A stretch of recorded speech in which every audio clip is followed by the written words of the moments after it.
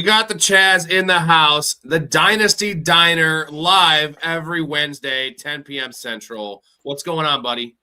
What's up, Rob? Another great week on the show. Happy to be back as usual. Holy crap!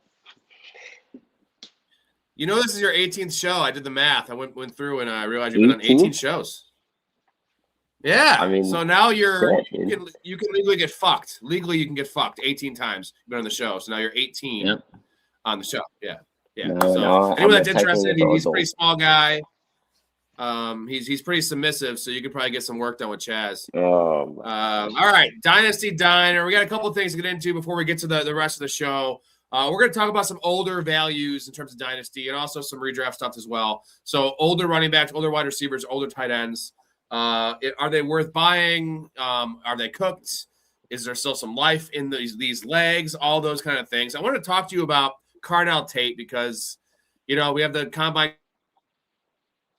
wide receivers, running backs, and quarterbacks are on Saturday. That's a big day. So give me your take. I asked you to watch some Carnell Tate film. What did you see? Yeah, I didn't watch much. I probably watched about 25 minutes of it, but I honestly liked what I saw. I mean, the comp that I would just from what I saw would be a little bit of George Pickens. But my only worry is his speed. Now, if we see him go out now, I was looking at it.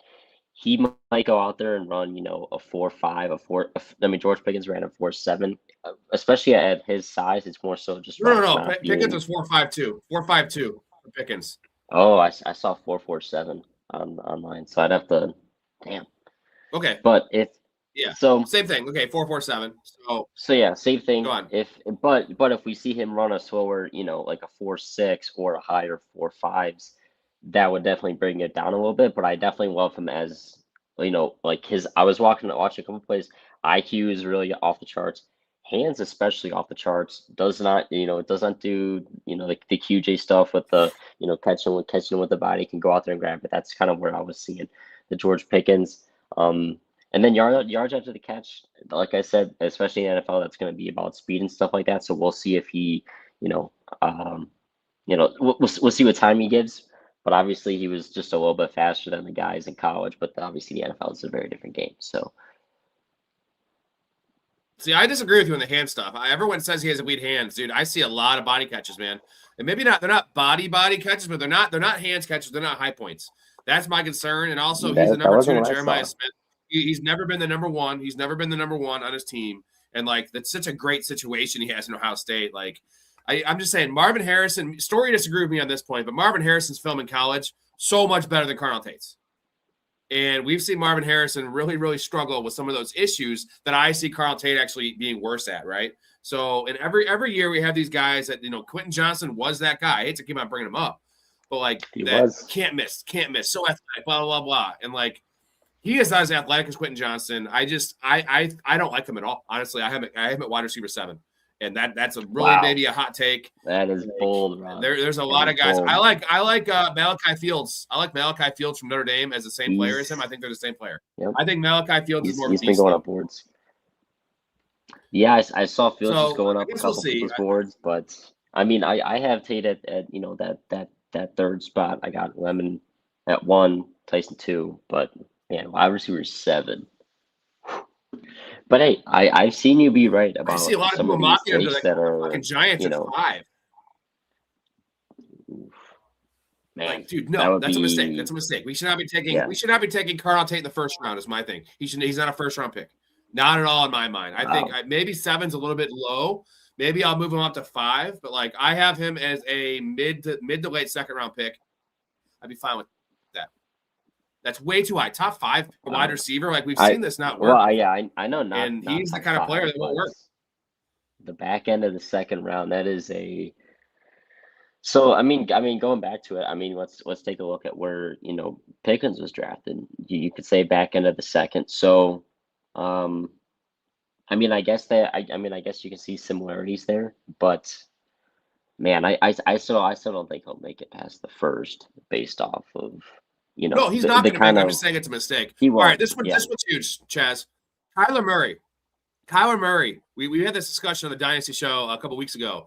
I was just looking at underdog. I'm going to do an underdog draft live tomorrow, I believe. And I was just looking at some values and just like where do you think Kyler Murray is currently in underdog? Quarterback what? What quarterback is Kyler Murray at? I know he's so low. I think he's like QB 24. Dude, quarterback 25. Like how? And I know he doesn't have a destination or a home right now, but like I'm going to be smashing that. I hate Kyler Murray. Again, like somehow I'm now the Kyler Murray defender and everyone thinks I'm the highest on Kyler Murray. Yeah. Dude, the dude is good he's a good fantasy asset. Like he's a bad real life quarterback. Yeah. I don't care. He throws picks. He's tiny. He doesn't run as much as he should. Like quarterback 25 is just a slap in the dick. Like, what are we doing? Like, people are going to take Drake May in the 3rd round in underdog. Like, give me Kyler Murray in the 13th round all fucking day. And he'll give me 80% of the production. Like, literally, I think 80% of the production. Yeah, I mean, that's not how you win. Taking Drake May in the 3rd round is not how you win underdog. Oh yeah, definitely not.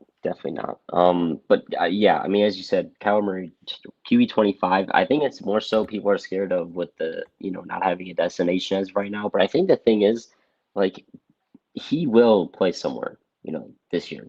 So it's not like he's going to be left without a team. And as you said, when he plays, he gets fantasy points. He runs the ball a lot. He will produce a decent amount. Obviously, he's not going to be a top talent, but QB 25 is just too low in my opinion. Upside. The worst case scenario would be he goes to the Vikings and like it's a competition and he somehow loses to JJ McCarthy. But like as bad as Kyler Murray is, like JJ McCarthy's I don't think that'll happen. JJ McCarthy's worse. That won't happen. Yeah, if he goes there, he will win that QB competition to JJ McCarthy. I mean, we saw what he did last year. It was abysmal. And he's definitely better than JJ. But I think looking back, this is also like a comparative situation of looking back to where we were drafting QJ that one year. It was like the market for his price was literally at the bottom of the bottom, the worst of the worst case scenarios. And that's kind of what I feel like is happening here. And it's only up from here. Like I see another example where there's no way he finishes below QB 25. Would you agree with that? I mean, obviously, pending injuries. No way. But no way. If it's below quarterback 18. Yep. Yeah. So it's all upside. It's all upside. There's the downside is he just doesn't start, right? That's the downside. Like drafting this early, but like you can't play scared, especially if you're playing tournaments. Like you can't draft scared. And like I know it seems gross. It is gross taking Kyler Murray. Like we don't like him. It's not great, but quarterback 25 is unreal. It's unreal. Yeah, but it's not that bad. And then it's also think about this. Think about how much that QB 25 is going to move once he gets a landing spot, for sure. Like let's say he goes, let's say he goes to the Dolphins. Let's say he goes to play any of the free agency, spots that have a QB slot open, and he's going to be for sure starting. I think that's going to jump substantially. So, yeah, he'll go up probably like QB 18, somewhere around there, but. It's an investment that can only go up, in my opinion. Last thing I want to talk about was Derek Carr. It appears Derek Carr is coming back, which he was written off. He retired. Really? He's not that old. I believe Derek Carr is only like 34, but he's coming back. From all accounts, Derek Carr is coming back. The Jets are a potential spot. I think Jets, Dolphins. And what it got me to was. All these, I don't know, like Malik Willis is being touted like he's going to make $30 million a year. Like I love Malik Willis coming out of the draft and like what he showed us 5 good games with Matt LaFleur and a pretty good Packers team with a great coordinator, right? But like all these other guys like Zach Wilson and Will Levis and Anthony Richardson are just they're like just afterthoughts, right? And like they're all younger than Malik Willis or the same age. And like higher pedigree players, just because they haven't had a flash, but like Anthony Richardson, if you ask me, had a little bit of a flash. We're talking about a 5-game sample size. When everyone's ignoring what happened in Tennessee, it's like, what are we doing? Like, why would you pay $30 million for Malik Willis where it's not a for sure thing? Like for me, it's not a for sure thing. If he goes to Miami, he could flame out there very fast. Where like I would much rather, if I'm a team like the Dolphins and they're not going to win, like they're not going to come close to the playoffs next year with that roster and the cap problems they have. And they have no defense. They have no playmakers besides Jalen Waddle, who can't stay healthy. So why wouldn't they just take a shot at Anthony Richardson or they have Zach Wilson there? Like and like they have play. Just really punt the year and try to get either you're going to be awful with this reclamation project that's bad, or the reclamation project actually turns it around. Now you might have your franchise guy, opposed to paying a middling quarterback like Malik Willis, who, like, what is Malik Willis' upside, Chaz? Is he a starting quarterback in the NFL? Is he a Pro Bowl quarterback in the NFL? I mean, then again, when you say Pro Bowl, that kind of has a little tick to it, as it's seeing some of the guys. You know what I mean? A real Pro Bowl, like not Shedeur Sanders Pro Bowl. I would say just below real Pro Bowler. And the thing is, I feel like he's being priced at almost what I feel like the max that he should be at, or like they're pricing him at his ceiling, which, I mean, as we said, it's a short sample size.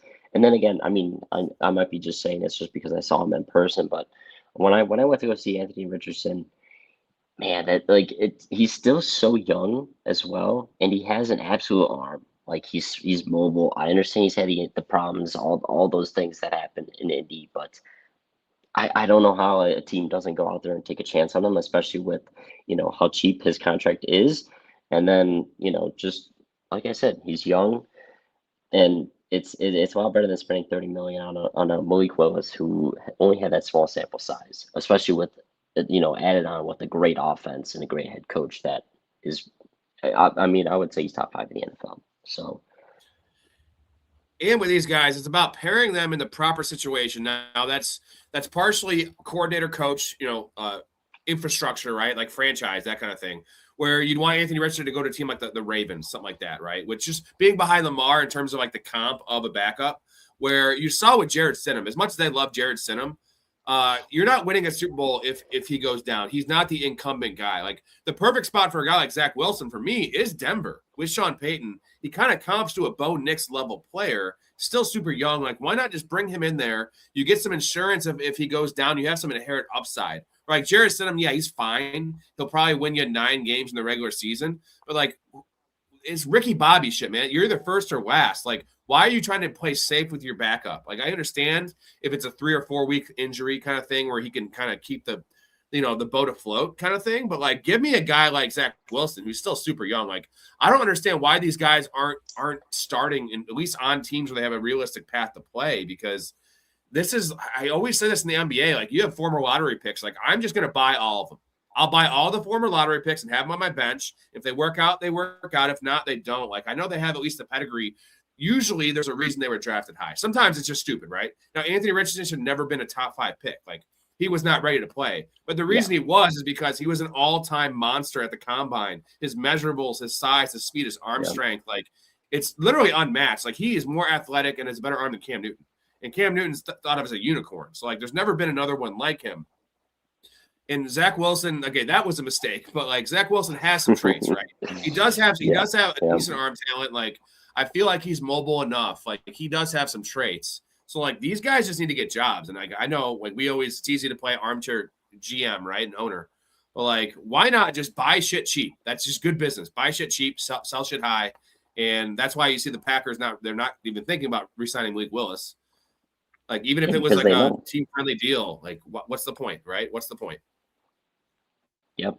And, I mean, a little bit off topic, and you were just talking about, NBA and lottery picks. Do you know who actually is stocking up on a lot of previous lottery picks is the Chicago Bulls.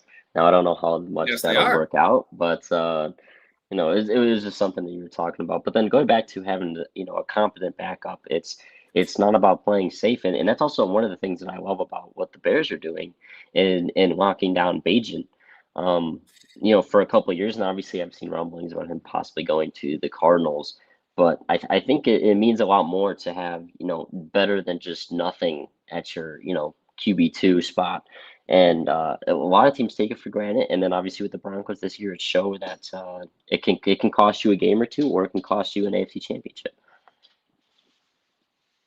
What do you think Tyson Bagent could fetch for us from the Cardinals or another team? Like, is it a 3rd-round pick? Because he got a really friendly deal. He seems to be a good leader. So, like, what do you think he could fetch? Like, a 2nd-rounder is probably unrealistic. But a 3rd-rounder, like the Cardinals, that's a top 5 pick in the 3rd round. Yeah, I was thinking from the Cardinals-wise, a 4th round, just because, they're going to be in the top of the 4th round. So I mean, that's where I was thinking. I mean, I can also see a third. Excuse me. I don't think they're going to pay up a third, but then again, if they're desperate enough and they like what they see, which I mean, I like what Bajan, especially when he started a couple games, a couple years ago, and he's developed still a lot more sense. I would hate to be letting go of him. If you were the Bears, let's say it was a third. Let's say it was not the Cardinals. Let's say it's a mid-third round pick. Would you trade Bajent right now for a mid-third? Keep on building this roster up, and then you trade for a guy like Will Levis, and it costs you a 6-rounder. Would you do that swap to have? I know Bajent's a better quarterback right now than Will Levis, but like Bajent won't ever be an all-star. He won't ever be a superstar. Like we know this. Like I think Will Levis has some tools in his bag that maybe could be unlocked by Ben Johnson. And like that's good business, because if Caleb gets hurt, you're not winning the Super Bowl anyway. So like I don't understand the allure. I know you want a backup to kind of like save your season if it's a 3-game injury. I understand that. But like Ben Johnson's also good enough. We've seen this. Look what happened with Malik Willis. Did anyone think Malik Willis was this like, oh, you're fine. You have Malik Willis. If Jordan Love gets hurt, you're fine. Guess what? They won. They went 4-1 and Malik Willis starts. Like no one thought that, because Matt LaFleur can make it work with anyone. I think Ben Johnson is to that point. He can make it work with anyone. So bring in Will Levis, 7th-round pick, baby. Or get him for free, essentially. He might get cut. Yeah. I like it. I mean, shoot. I mean, especially being at Kentucky, I saw what he did with an elite play caller like Cohen, moving to another elite caller and Ben Johnson, if that were to happen. And especially because he's your backup. Why not? Give him a shot. See if you can develop him. See if you can, try and get him into something better than what he is now. And as I just said, backup. So he's not your starter. Just you don't have to apply pressure on him. Just let him see if he can develop, and then fetch that 3rd-round pick, 100%, and that can help us out a lot. Just get assets, baby. We'll find another Tyson Bagent. That's the point. Jay says I read an article today saying that Richardson would fit nicely in Detroit. I mean, he's not the backup you want for Jared Goff, who's a statue. You want another pocket quarterback there, but. Yeah. It's a nice spot. He should fit nicely anywhere, just because it's a perfect reclamation project. You're getting pennies in the dollar on a player that's still 23 years old. So why the hell not? Jared Goff, he comps as a quarterback that should be around for a while. Look at what Matt Stafford's doing. But like, there's a reason that the Rams got off Jared Goff, right? Like, there's a reason. Sean McVay knows something, and it worked out for both franchises. But like, Jared Goff's fine. He's not the reason you win a Super Bowl, though. You can win a Super Bowl with Jared Goff. He's not the reason. Yeah, and I mean, you said it did work out well for both franchises, but I mean, we haven't seen Detroit win a Super Bowl, and we've obviously seen the Rams. Honestly, if they beat the Seahawks this year, then they go on to win it easily, and we have seen them in the first year. As soon as after they got Stafford winning Super Bowl. So, Detroit Super Bowl, window's kind of ending here, I think, but. We'll see. And then, any spot that Richardson goes to is going to be, it is a perfect landing spot, as you said, because you're not going to pay much. You're not going to pay anything in value. And you're really just, it's a perfect project. And that's also why he was drafted at number 4, was because he was so young, had the measurables, had the arm talent. And it was like, okay, this is a project that we can work on for, 5+ years, and he'll still be 25, 26 years old. That's the thing.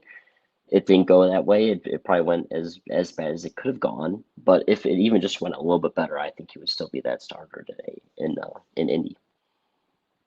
I think the media has been a little bit harsh on Anthony Richardson with the workout band incident, with taking himself out of the game. He was tired. There's some optic stuff. I think we've been a little hard on him for sure. It's really unfair. It's my team. It's my quarterback. And if you guys do that, man, it's unfair.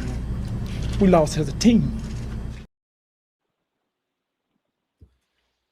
You know what's a really good spot for him? I'm just thinking the Eagles. Why don't the Eagles bring in Anthony Richardson? Have a couple packages for him, and also, like, he's a perfect backup for Jalen Hurts, because Jalen Hurts, mobile quarterback. Anthony Richardson, super mobile quarterback. Like, I'm just thinking, like, that's a total Eagles move, right? Like, they're a great franchise. Howie Roseman's a genius. Unfortunately, I don't think I trust Nick Sirianni and then the offense side of him currently, but it's a project. It's a project. That's what it would be for any team that takes him on. Oh, hold on. I think I Yeah, I was just like, froze Rob, out you're a here. bit frozen there. I'm frozen. I was deep in thought here. Hold on a second. Let me I'm thinking. Okay, that's it. Let's see. Rob Bandit. I'm back. There we go. I'm back. Jake says, I don't like the Bears, but damn, they're going to be around now for a while. Caleb is the real deal. Wasn't sure after his rookie year, but he was money all this year. Beyond money, too, the numbers don't speak it. Like show what he actually was, and we all know as Bears fans. And I was pretty hesitant on the Caleb Williams hype train after the draft, going into the draft, even after his rookie year. But Ben Johnson is the real deal. So is Liam Cohen. Those two guys. If they do it for one more year, they need to be in the conversation of Matt LaFleur, of Sean McVay, of Kyle Shanahan, even of Andy Reid. Now, Andy Reid's a little bit more established than those guys, but they have to be. All right, you want to move on to our list of old players we're going to talk about? That sounds good to me. Let's do it. According to retailers, the most popular Halloween mask this year is O.J. Simpson, and the most popular Halloween greeting is, "I'll kill you and that guy who's bringing over your glasses," or trait. All right, we're going to start with running backs here, gentlemen. And let's start with the first one, the obvious name, Christian McCaffrey. Christian McCaffrey is 29 years old. So, again, we all have to understand. I tell my wife this all the time. She's like, Josh Jacobs is getting old, and he's only like 28. He's like, we're 37 and 35. She's like, he's not old. I'm like, in running back terms, he's old. And Christian McCaffrey, all that wear and tear, coming off a crazy touch number again. The year prior, missed the entire year essentially. So at 13 in Dynasty, let's kind of talk about this in the lens of both Dynasty and redraft. Christian McCaffrey at 13, obviously going to get at least one more year of elite production if he stays healthy, maybe 2 more years. Great system with Kyle Shanahan. Still a good player. Were you impressed? Let's start here. Were you impressed with the film from Christian McCaffrey? Because the numbers were eye-popping. I personally was not that impressed with the film this year. I think it was a lot of compiling, a lot of receptions, and it wasn't a lot of impressive runs. Yeah, it definitely wasn't a lot of impressive runs as what we saw for the first couple of years of CMC being in, or like a half year and then the full year after that, where he was breaking off long touchdowns. I think it like through the first probably like 15, 16 games, his longest rush was only 20 yards. So every time they were just kind of beating the bush and getting, 5, 6, 7, 8, 9, 10 yards, something like that. His numbers were definitely carried by the receptions. But I also think it was because I think his line was hurt for some of the year, which obviously doesn't help. But obviously there's still it wasn't that, for sure explosive CMC that we've seen in the past. But obviously, a lot of it is still there. Yeah, the skill set is elite for fantasy, but the actual player is not. We saw Saquon Barkley take a step back.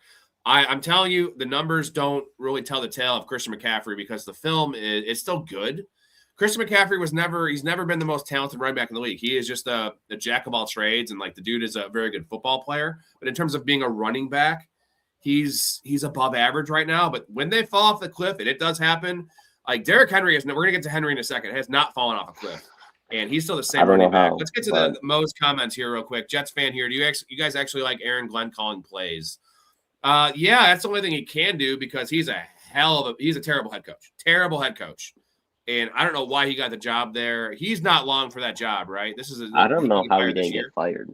I don't know how he didn't get fired. I know they made a mistake, in getting Fields and all that, but I still don't know how you don't get fired after having I wouldn't say high hopes, but just somewhat, maybe you could go, a little bit sub 500 and then to be, one of the worst teams in the league as per usual. It's like, Chaz, his defense did not record an interception this year. Like that's never happened in the NFL ever in this day and age with all the bad quarterback play and injuries. Like that, I know he wasn't calling the plays last year, but like he's still a defensive head coach that was the leader of that team. He's still running the defense. And it wasn't the worst roster on defense in the NFL. It was one of them. But like 0 interceptions, like what did the Bears have? 16, 17, 18? It was a lot. And but that's just wild. That's just a wildest stat. And like Aaron Glenn, I don't know how he got the job in the first place because I know their team was decimated the last year with Detroit. They literally lost in the playoffs. They gave up 48. Was it 48 points with the Commanders? Like, their defense was never impressive to me. Yeah, they gave up 45 plus to a rookie quarterback. I mean, that's at home too. And it's like gross. You go sign him as your head coach and still haven't fired him. So, oof. I don't know what the hell's going on there. It's not good. It's not good in terms of the head coaching and the coaching and just the ownership in New York. I do like all the draft capital, but it's just a bad situation. Yeah, man. We got to definitely write a song about how we do not diddle kids. Do not diddle kids. It's no good diddling kids. There is no quicker way for people to think that you are diddling kids than by writing a song. So let's go back to McCaffrey real quick. So running back 13 in Dynasty, where do you stand on that? If you're in a situation where you're not a top 2 team in the league, but you're not rebuilding, you're kind of right in the middle, you have a chance to win. Are you in? Did I freeze again? You did freeze, but I mean, just continuing on what you said, I would be very scarce about, because I think the owner that has him is going to be fetching a first. But then again, the owner that has him, I don't think they'll be selling him. It'll be a hard buy. If you can sell and get any of the running backs, that are apparently below him, like Judkins, Walker, Williams. But the thing that I want to say is that in Dynasty, I always look at it, and a lot of other people do, is 2 to 3 years of when you can win, a championship, and then you tear it down after that. So if you think that your team is good enough and about to enter that window, or maybe you still have a year or 2 left before you're going to go into a rebuild, I don't see it as a bad investment. If you want to invest like a 110 or later into him, I don't think teams will be selling that for him. But it's a guy that can go out there and be and have an RB1 season because of obviously he's going to get 20 rushes and 10 targets a game. I mean, we saw it last year, and I don't know what's going to change going into this next year. So.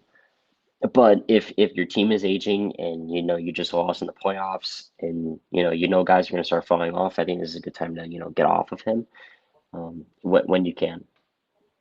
Yeah, it's a fair ranking because Saquon. I could actually add Saquon on here as well. We could talk about Saquon real quick. Running 29 years old as well, right behind him at 14. Who would you rather have? I think Saquon has longer shelf life. Am I crazy to believe that? Just based on McCaffrey just looking worse. I would say Barkley too. And the thing is I think we're gonna experience what we saw with Barkley this year with CMC this upcoming year, and with coming off of however many touches he did get, and it was obviously blasphemy how many times he was shooting the ball in game. And I think we're gonna see Barkley have a better production these next 2 years than CMC. Obviously, we'll see if that happens, but I would much rather have Barkley over CMC. Dynasty. I mean, if we were just kind of poo-pooing CMC's film from this past year when he missed the entire year previous, it's definitely going to be worse because Saquon's fall was drastic. Now, a lot of that was scheme-based and the offensive line taking a step back, but Saquon was not nearly – he was 60% of himself, and I think that's a pretty accurate number. Yep, I would say the same thing. That's wild. Okay, let's move on to Josh Jacobs, who's actually the youngest on this list of all positions, 28 years old. But Josh Jacobs, 4 yards a carry.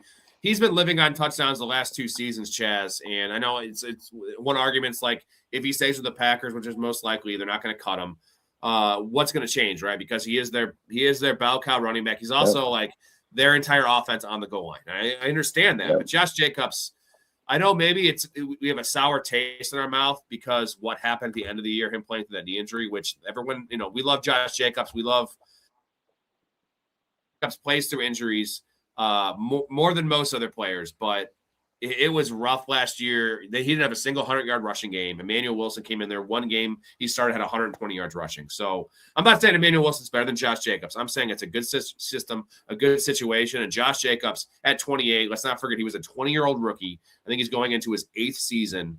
I always put the parallels, and I always kind of put these two guys in a clump. It's him and Joe Mixon, right? They came in the league around the same time. They both have had a lot of carries, a lot of tread on the tires. And I'm a little concerned with Josh Jacobs, and he's never been a volume pass catcher. He's always good for 33, 35 catches, never catches touchdowns. So it's all going to be those 2-3 yard scampers in the end zone. Yeah, I mean that's a fair assessment, and then obviously hitting the age cliff. It's one of the main things to talk about. I wouldn't mind kind of moving off of him right now, as what you're kind of saying. It's I mean, it would take a lot for Josh Jacobs to go back to obviously last year was rough, and owners probably had a tough taste in his mind, but it would take a lot for him to get back to what he used to be. Um, and that's just it's hard. I mean, I understand you're going to be in a good offense. You're going to be scoring a lot of touchdowns, especially in that Green Bay Matt LaFleur offense. But the age is going to be a number, and wear and tear, especially for running backs. We see some players' legs just go, and then obviously with injuries, he was injured at the end of the year. Is he going to be a guy that's going to start to have these lingering injuries throughout the year, and is that going to really heavily impact his performance? So we have a couple spots below him, Derrick Henry, and Derrick Henry's 32 years old, but Derrick Henry is not a human being. So who do you have more faith in, like, maintaining their? And I will tell you, I think Derrick Henry is closer to prime Derrick Henry than Josh Jacobs is closer to prime Josh Jacobs, and he's 4 years younger. So for the next two, let's frame it as 2 seasons because it's also the running back position. Which running back do you have more faith that will maintain this, level of efficiency, durability, explosive plays, all those kind of things? Is it Jacobs or is it the old man Derrick Henry? I think you have to say Derrick Henry. I mean, the guy doesn't he have a 200-yard rushing game? Like at like he had the game against the Packers. Yeah, game against the Packers. And I mean, you didn't see that, as you said, we didn't see that from Jacobs. We didn't see a 100-yard game from Jacobs all year long. And I mean, as you said, Henry looks more closer to what Henry used to be than what Jacobs looks like, Jacobs used to be. So the next 2 years, I'm in a nutshell, I'm taking Derrick Henry all day. And just because we know Derrick Henry can still give you those explosive runs, we saw it all year long. We saw it week 1 against the Bills, and then we saw it, week 17, week 16, whichever week that was against the Packers. Yeah, Derrick Henry is the same exact player. It's crazy. And we've seen, certain guys. Adrian Peterson's one of these guys, and I put him in the same conversation. If anything, Derrick Henry might be more of a freak than Adrian Peterson. And we know the guy takes extreme care of his body. He is the hardest working guy in the league. If anyone can do it till they're 35, it is Derrick Henry. And it's also like Josh Jacobs has been living on those touchdowns. Like Derrick Henry is one of the most elite goal line running backs in the history of the NFL. So he's never going to lose that. And the Ravens always go back to the years with J.K. Dobbins and Gus Edwards and Mark Ingram, right? Like they always have a running back that has 10+ rushing touchdowns every season. They do. Nothing's going to change. As long as he's on Baltimore, ties to Lamar Jackson, he's going to have that value where Josh Jacobs, I'm a little worried about them bringing someone in, right? Someone a little bit better in them. If Josh Jacobs leaves that team, I don't know. I just know the Packers are a very progressive franchise. They tend to get rid of guys 1 year early opposed to 1 year late. So I think the Ravens are riding, and I know Lamar loves Derrick Henry, so they would probably keep Derrick Henry for definitely this next year, maybe 2 more years. Last name on here, David Montgomery. So he is way down there at 35. Now this is a weird one for Dynasty because if he stays in Detroit, I don't like it. Because Jahmyr Gibbs is slowly etching out a bigger role, but there's a chance that a team like the Titans, maybe, I'm just using an example, the Titans. Or Commanders, I heard. Yeah, Commanders, that'd be a good spot for him.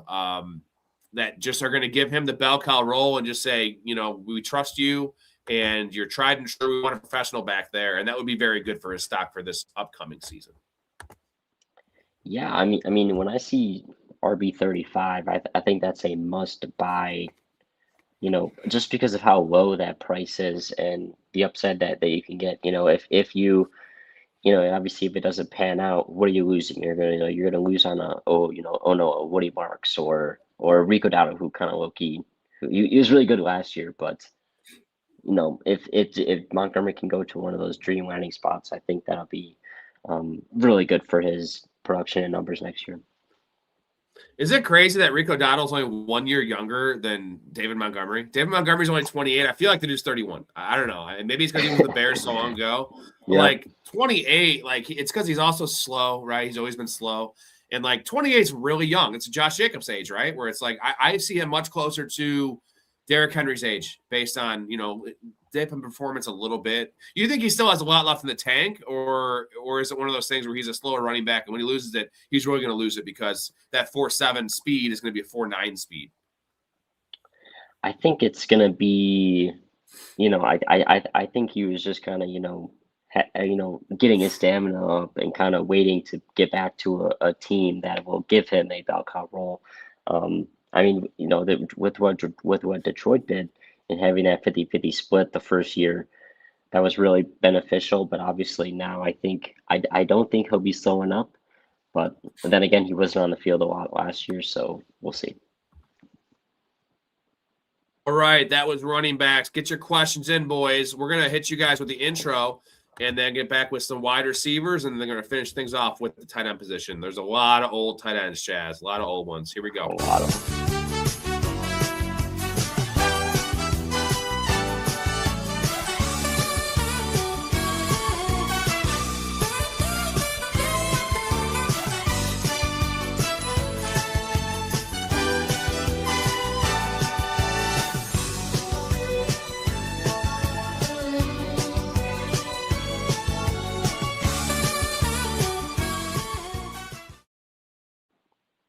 Seeing Sutton. Those of you that don't know about the long-running joke in the show about Chaz wanting to fuck Cortland Sutton, well, there it is. And I actually searched, guys covered in cum, and I had a picture. There was no dicks in it. It was a great picture, but it had, actual semen. It was, an actual, still shot of, gay porn.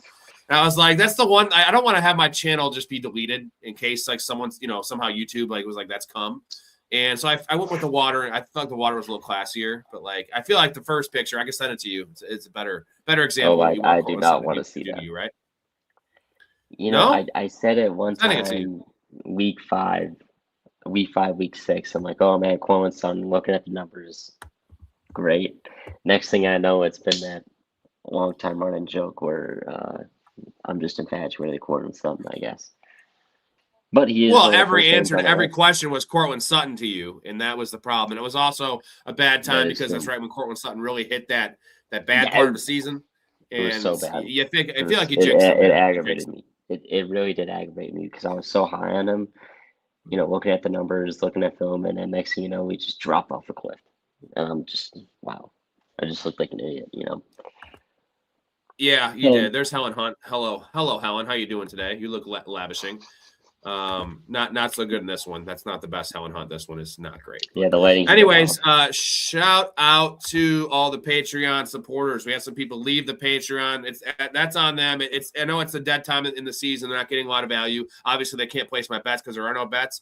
Guess what? They left. Double price next year for those bitches, and that's fine. If you stay in or you get in now, you get the cheaper price and stay in because you got to support your boys, support the show. Because we offer a lot in here. Still five nights a week on this show in the off season. And we're getting back to seven here soon once the NFL draft gets going, and then underdog drafts. I'll start streaming. But besides just supporting your boys, which is a big perk, access to the Discord community, which is the place to be. 70 people in there talking football all day, among other things. Community fantasy leagues. We have one spot left in the Dynasty startup we're doing. Draft is in May, guys. One spot left. Play against me, the Chaz, Ray, Storey, all the co-hosts. We have 3 teams. Co-hosts are splitting, so there's going to be 3 squads with all of us fans in the league. This is the Dynasty startup. It's going to be really, really a good time.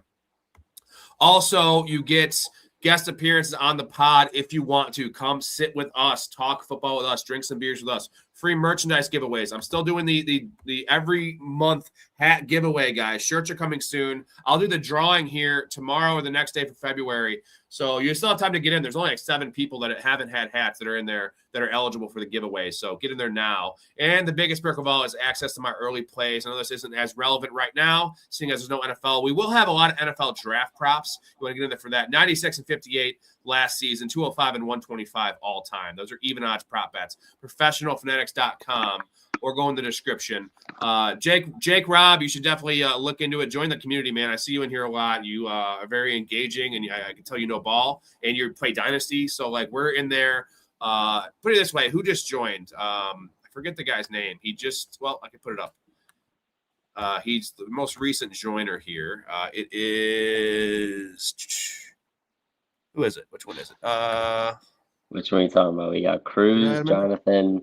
Dakota, or no, is he? Oh, he must not have added him. Anyways, he just joined. I actually helped him do his entire dynasty draft. He did a dynasty startup draft. Really, dude, his team is bonkers, bro. Look at this. Look at this quarterbacks he got. It's a super flex. He got Drake May and Caleb. Drake May, Caleb. I love the JJ backup. BTJ and Ladd, good value. Oh my gosh, those receivers and Tucker Kraft. This is a dynasty team. The running backs, his running backs are weak. It's a 10-team league. His running backs are weak, but we got Algier, who's probably going to go to a starting gig this year. Like I don't care about RB2 starting, and then Genty's going to have a better year than last year, and that's more so with the dynasty aspect of his value will definitely go up. So that's the kind of stuff you're getting when you get in the community, get in the Discord, join the Patreon. As you get, I will help you do drafts if I have the time. This time of year, I definitely have a lot more time. I'm not doing drafts of my own. But I walked him through this entire thing, texting. It was an hour and a half, and that was he did a $5 a month subscription. And you know what? I want to build a community, and he's probably very happy because his team he's going to win him probably a lot of money in that league for years to come. That is pretty good. So professionalfanatics.com. Link in the description if you want to support your boys, join the community. It's the what do they call it, Chaz? What do they call the Discord? It's the place to be. It's the place to be. It's what do you call it, Kramer? It was. Come on, Rudy. Come on. We call it the place to be. The place to be. Yes. If you have any questions, concerns, issues, you can ask anyone that's in there also because they will all endorse what we're doing around here. And the content's for real. I mean, it's 20 hours a week live most weeks. We did Chaz, we did a 5-hour show on Saturday night. Broke our record. Our previous record was 4 hours and 25. I did a 4-hour and 25-minute stream, had a couple 4-hour streams. And then open bar on Saturday is kind of just a shit show, me and Ray. And we got to 4, and I'm like, fuck it, we're going to go for the record. We got to the record. I'm like, let's just go for 5 hours. And it was intense, man. That was I drank I don't know 16 beers. Oh boy, it's pretty epic. Oh it was boy, fun. Hey, I maintained, bro. I maintained. All right, let's get to wide receivers here and a couple oldies here. We got to talk about. First off, Terry McLaurin is 30 years old. It's wild. He's 30 years old. Came in the league. He was 24 when he came in the league. But all those 1,000-yard seasons in a row was interrupted. It wasn't his fault. They didn't sign him. Just a lost year from the get-go for everyone in the Commanders, especially Terry McLaurin. But, dude, wide receiver 34 for Terry McLaurin, let's go, dude. This is wheels up, right? Yeah, I mean, we were talking about it last week. I mean, he had the down year because of the contract issues. He got the contract signed.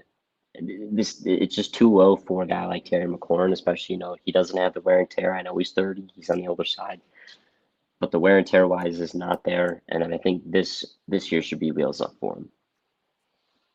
And also, he's currently, for redraft purposes, underdog. I just saw he's wide receiver 24 on underdog. So I like that as well. I actually prefer the dynasty value more, but that's a nice number, dude, for a guy that we've seen be a top 10 receiver. And even on his bad years, he's kind of like a DK Metcalf where he always finishes at wide receiver 23. That's still a value when you're getting a wide receiver 24. Not a major value, but I feel like the floor, you're drafting him at his floor with elite ceiling because he's tied to Jaden Daniels. And I know Jaden Daniels is like the forgotten guy now. Everyone's just like, oh, Jaden Daniels sucks. He can't stay healthy. You know what? It was 1 year. The team fucked up. They played him in blowouts. He hurt his knee. They kept on bringing him back too early. And the elbow injury, it was a messy situation. Now, they still are the Commanders, and this could happen again. And I understand that Jaden Daniels is not really a durable body type, I would say. But he does get down. He doesn't take a lot of big hits. That's why I'm pretty high on Jaden Daniels this year in general, just because he has a little bit of that Lamar to his game where he's not Josh Allen getting pummeled, right? He gets down. He's fast. He's quick. He runs out of bounds. I like that. Yeah, I mean, it was just unfortunate what happened to him last year and getting – the couple injuries, the arm one, and then, just being left in horrible situations when, he should have been pulled. It's just another organizational downfall. Now, yes, it is the Commanders, and they could have another bad year, but I really don't think with what we saw in his first year, anything near that this year. All right, next name. It's your boy, Cortland Sutton, also 30 years old. Just got paid last offseason, Chaz, so he got a bag of money.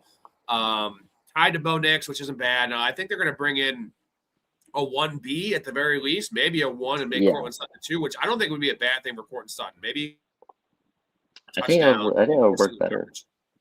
Yeah, I think that So, would work better for Sutton. What do you think about this? 35. I think this is honestly a sell. I mean, I don't know if that's what you're you're thinking as well. I know I hate saying it about the Cortland Sutton, but with just how we ended that year last year, I know we just got paid, but he's going to be on that older side of reaching 30, and not being drafted at 24 like Terry McLaurin did, and as you said, they might bring in a 1, they might bring in a 1B, which could then slowly shut him out of that offense. Now, just be something we'd have to look out for. All right, Davante Adams. This is a really old guy, 33. Definitely saw him wear down last year. That the hamstring injury was a shame because he was probably going to score 16 touchdowns last year. But tied to Matt Stafford, they're going to run it back one more year. And then after that, I could see Davante Adams retiring. I know these guys always play a couple years longer than they should, but this is a 1 year. I think it's what we're guaranteed is 1 year here. Wide receiver 38. I think this might be a sell unless you're in ultimate win now mode, because where would you anticipate Davante Adams being drafted? I didn't look it up, but probably wide receiver 19, wide receiver 18 redraft?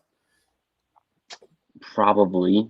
I mean, that's what I would assume. I know I can actually go look that up now. I mean, I was considering paying a late second round pick for him in my league just because I'm in an ultra win now. I think this upcoming year is going to be one of my last years that I can compete for a championship. So getting a guy like Davante Adams, as you said, would be perfect in that situation, and I have the draft capital to do so. But yes, I mean, after this upcoming year, what are we going to get from him? So like you said, it's going to be an ultra win now move. Sorry, I'm still trying to pull up what his underdog ADP is, but yeah, I would say unless you're for a fact that your team's going to be top 1 and 2, I would sell. Number 50, Mike Evans. Now we're talking about buy lows in terms of a 1 year rental. This is most certainly a 1 year rental. I feel like Adams as well, but wide receiver 50. Obviously, I'd rather have Adams in a vacuum next year, but 38 is low. 50 is ridiculously low, and he's still a wide receiver 3. If he stays in the Bucs, his value would go up if he goes to the Bills, for instance. There's a lot of landing spots. Maybe a landing spot that wouldn't work very well for me would probably be the Ravens. I wouldn't like that for his landing spot. But, Lamar Jackson tends to have these years every other year where he throws 35 fucking touchdowns, and 10 of those go to Mike Evans. Imagine that. Mike Evans in the field with Derrick Henry and Lamar. Zay Flowers. That would be pretty nasty. Definitely, yeah, wide receiver 50 feels like it's too low. But then again, it is a true, we know probably only 1 year of anything. It's hard, once again, only buying if you're, a top 1 or 2 team in the league, just in case you need depth, in my opinion. That'd be what I would say. Dude, you know what I saw? I saw a lot of mocks have the Ravens taking Lemon, trading up and taking Lemon. Ooh. And I don't like that, man. They already have Zay Flowers. Why do they want all these tiny ass receivers, dude? Yeah, I could see them doing that for a guy like Tate, who's going to go out wide more than half the time, or pretty much all the time. I think Tate had a 90%, every time he lined up, it was 90%, out wide. So that's the guy they should be targeting, not a guy like Lemon. But then again, if they think his ability is there and they think he can be like an Amon-Ra, I guess it might work out. But then again, I would not agree with that draft pick. Do you like Zay Flowers' dynasty value? Since we're on the topic of the Ravens. Man, the thing was last year he produced numbers, and one of the teams in one of my leagues was trying to sell him for a first round pick all year long, and nobody would pay the price. It was in theory he should be a late first round pick, but nobody in our league and the guys in my league, I would say they're pretty, they know ball. So it's a tough situation with him because I don't think you're ever going to get that true wide receiver 1 season from him. Finishing top 12, I think that'd be pretty hard for a guy like him to do. But it's interesting with him. I don't see him as the top of the top, but I also don't see him as a wide receiver 30 guy. I see him literally right in that middle, wide receiver 20, wide receiver 18. Yeah, I So love the film, man. I love Zay Flowers' film. I know this year he's had a couple bonehead issues, fumbles this past year, 2 major ones. He had the AFC Championship game or AFC semifinal where he fumbled trying to go in the end zone there, and I don't care about those things as much. Those are overblown in our minds because they're so drastic and they change the game. But like what I see on film is a guy you cannot guard. You cannot guard Zay Flowers. I loved him coming out of Boston College. I'm a big Zay Flowers fan. Dude is competitive. Dude is feisty. I see a lot of Steve Smith vibes. Unfortunately, they don't use him as such, right? They don't use him on the field as much as they should. And they don't – I want more manufactured touches for Zay Flowers. I want more screen passes, end arounds. Like twice a game, they should get the ball in his hands for free. And they should give him 2 more targets a game. Like give him 4 more looks a game. And Zay Flowers is their most dynamic playmaker. Like Lamar is not the same playmaker he was. Derrick Henry is elite, but he's a bruiser and he needs the volume to pop one off. Like Zay Flowers, any given play can take it to the house. And we saw that a little bit this year. Finally, right? Finally, the end zone usage and the deep stuff. But he's so good. Yeah. I love Zay Flowers. Yeah, I mean, yes, technically this year. I mean, I was just looking. He did finish as a wide receiver 7, so. That's the premier, but it's just the downsides of a lot of things went right for him. And then you're also looking at the fact that, those manufactured touches are being taken away from him and given to Derrick Henry on the goal line, given to, Lamar Jackson. So it's tough. I feel like a lot of things went right for this year, but it feels like a lot of guys know that what happened this year isn't sustainable is one of the things that I was trying to say the last time I was talking about him. Yeah, I just like he's such a very polarizing player just because he just has not lived up to the hype fantasy-wise that we always want him to do. Although he always finishes high because he's pretty durable. He has not missed a lot of time, which is a nice plus to have in your back pocket in Dynasty. Just someone that's available most times. Last name here, all the way down there is Stefon Diggs. Super low, wide receiver 55. Now I feel like Stefon Diggs has more in the tank. Now I know there's some legal issues going on with him, but again, I feel like these guys always get off on these type of charges. So wide receiver 55, I know he's going to play longer than Mike Evans. I'm pretty sure he's going to play longer than Devontae Adams. But you're probably going to have the Patriots making a decently splashy move there at wide receiver, and you saw him disappear in games, especially in the playoffs. He did nothing. He had the one game, 5 catches for 17 yards. Like, what the fuck is that, dude? Yeah, I mean, owners this year, especially who had him, looking at those last 2 weeks, 22.8 and 22.1 points in the semifinals and the championship, that definitely propelled a lot of teams either 1 into the championship or 2 as a league winner. I think he has more in the tank, but yes, there is that thing where the Patriots are probably going to bring in someone this offseason. I mean, that's just known. You don't want a guy who disappears in the playoffs like he did. I mean, he only had 1 game of 40-plus yards, and that was when he had 40 yards. Other games was 37 yards, 17, 16 in the playoffs. It kind of disappeared, and the fall-off was there. And then even in the regular season, you saw that as well. So, once again, I would go get him, but it would be at the right price because, once again, he's going to be older. He's going to be, 32, 33 this upcoming year. Yeah, already 32, so 33 this year. Well, but then again, if the Patriots don't bring in someone, which I don't think that's going to be any sort of possibility, they have to bring in someone after what happened after this postseason, I think. What did you think about his film, though, this year? Because remember the game against Buffalo? I think it was a Sunday night football game. Like, it was better than we thought, right? Coming off the ACL. Like, it was impressive. So, Stefon Diggs comps as a guy that will age well into his mid-30s because he's a tactician. He's a very savvy football player, and he doesn't rely on speed, right? He doesn't rely on size. He just relies on getting open. He knows he's really good against zone. Like, those kind of things tend to age well. But he always, like, his first year place is always his best year. His first year, second year, and then after that, it really goes downhill. Happened with Minnesota, happened with Buffalo. Obviously, Houston, he got hurt, but, like, he at this point of his career, he can't afford to be a knucklehead because he will just be on the street. Like, not literally homeless because he's got a lot of money, but he will just not have he's got a lot of money. Yeah. And then also just in these upcoming years, you don't want a coin flip at, whether you're going to get 15 points or whether you're going to get 4.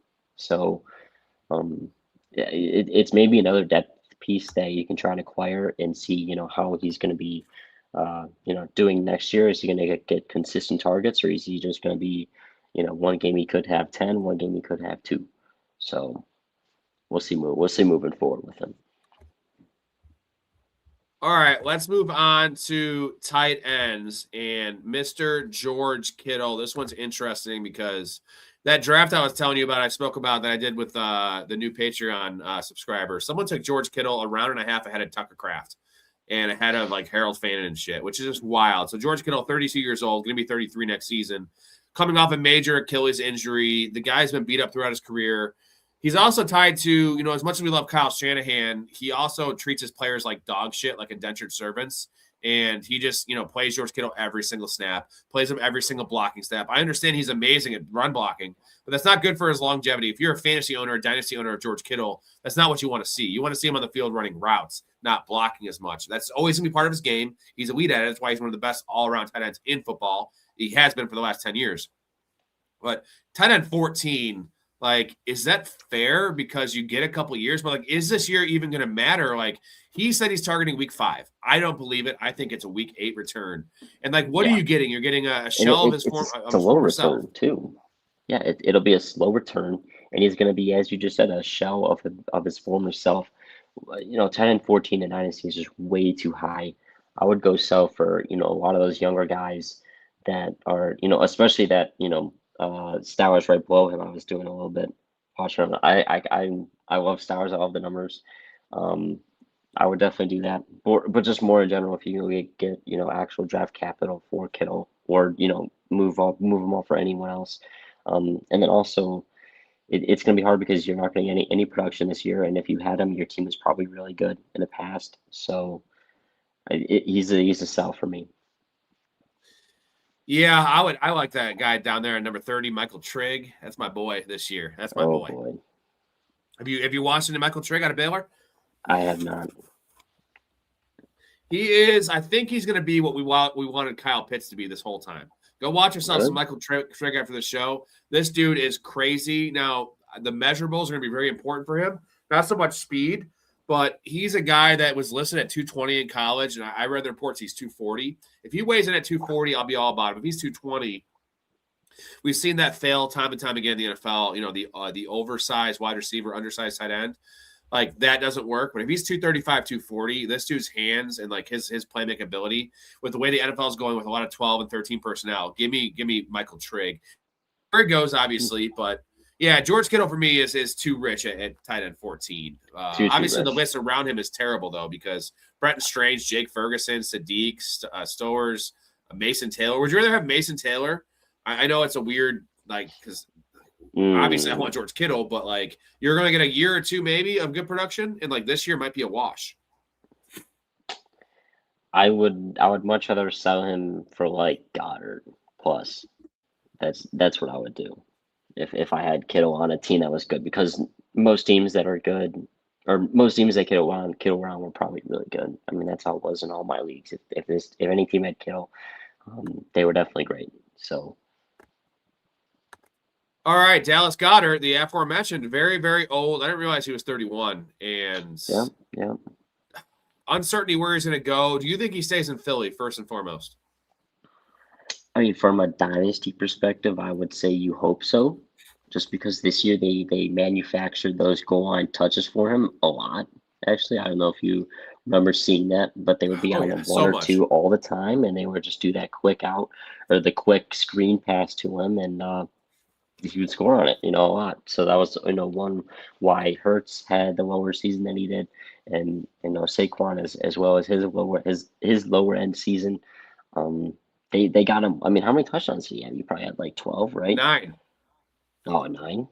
Still a lot of touchdowns, man. It was a lot taken away, especially from those two guys that I just mentioned, Saquon and Hurts. Well, that offense didn't score a lot of touchdowns in general. So the fact he had 9.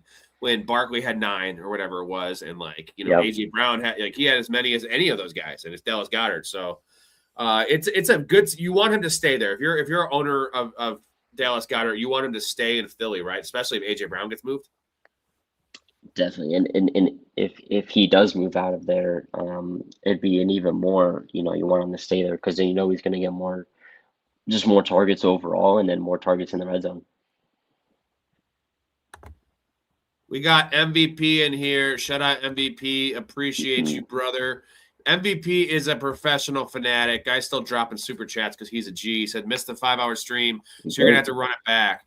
That's what we're gonna do on open bar. I think what we're gonna do is we're gonna start off with an hour stream. That's the no matter what, and then do the super chat goal, and that's what we did with the 5-hour stream. And I set it lower and lower, and adding 30 minutes. And like if it keeps on coming in, people keep on like questions, supers, you name it. Like we will stay on. Big Ray is we're bad influence to each other. Me and Big Ray are the kind of people that are always the last ones up at parties. Remember we have our draft party every year. We don't sleep. We go to breakfast at 7 in the morning. We stay outside, watch the sunrise, or in the pool, the hot tub, at the fire every single time because that's just what we do. And we enjoy life and maybe enjoy life a little bit too much. But on the pod, we can just talk all fucking day. Chaz usually is good for about 2 hours, which is pretty good. I mean, 2 hours, tend to fly by on the show though, right? It tends to, and it's a good time because then, I usually have Goey's class tomorrow morning. So it's great. It's a great time for me, actually. MVP says, I'm the guy passed out on the couch. So that's always been your MO, MVP. So you know how us guys are. We tend to be very immature. So you always have like whipped cream on you and pubes strewn about, like, you know what I mean? We always fuck with the guy that's sleeping, which is a really weird thing guys do.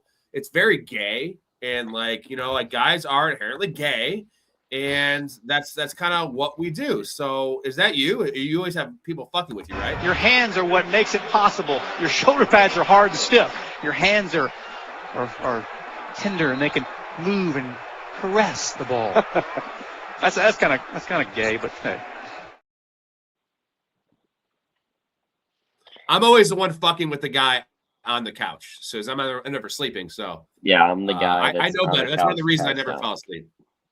Oh my God, Chaz, we would have a field day with you. Again, one more time, shout out to MVP. He's going to be part of the Dynasty Startup League in May. Excited about that one, man, as well. I'm sure you're probably going to be in a couple redraft leagues as well with us, which is going to be I'm excited for the community in that aspect because it's going to be fun just to talk shit. And the Discord already has a lot of shit talking based on Packers fans, your team allegiance and that kind of stuff. And then players that we love, like when Cortland Sutton and all the jokes we have about that with Cortland Sutton with you. Ray's a Bears fan, right? Yeah. Okay, good. So you guys are definitely going to take a lot of Bears players. We might. We have to see. And remember, Ray knows ball, so I think we'll be pretty good on, being able to take out bias there. But if there's an opportunity, why not? I'm just excited to go and compete against all you guys. Yeah, there's definitely a possibility this year.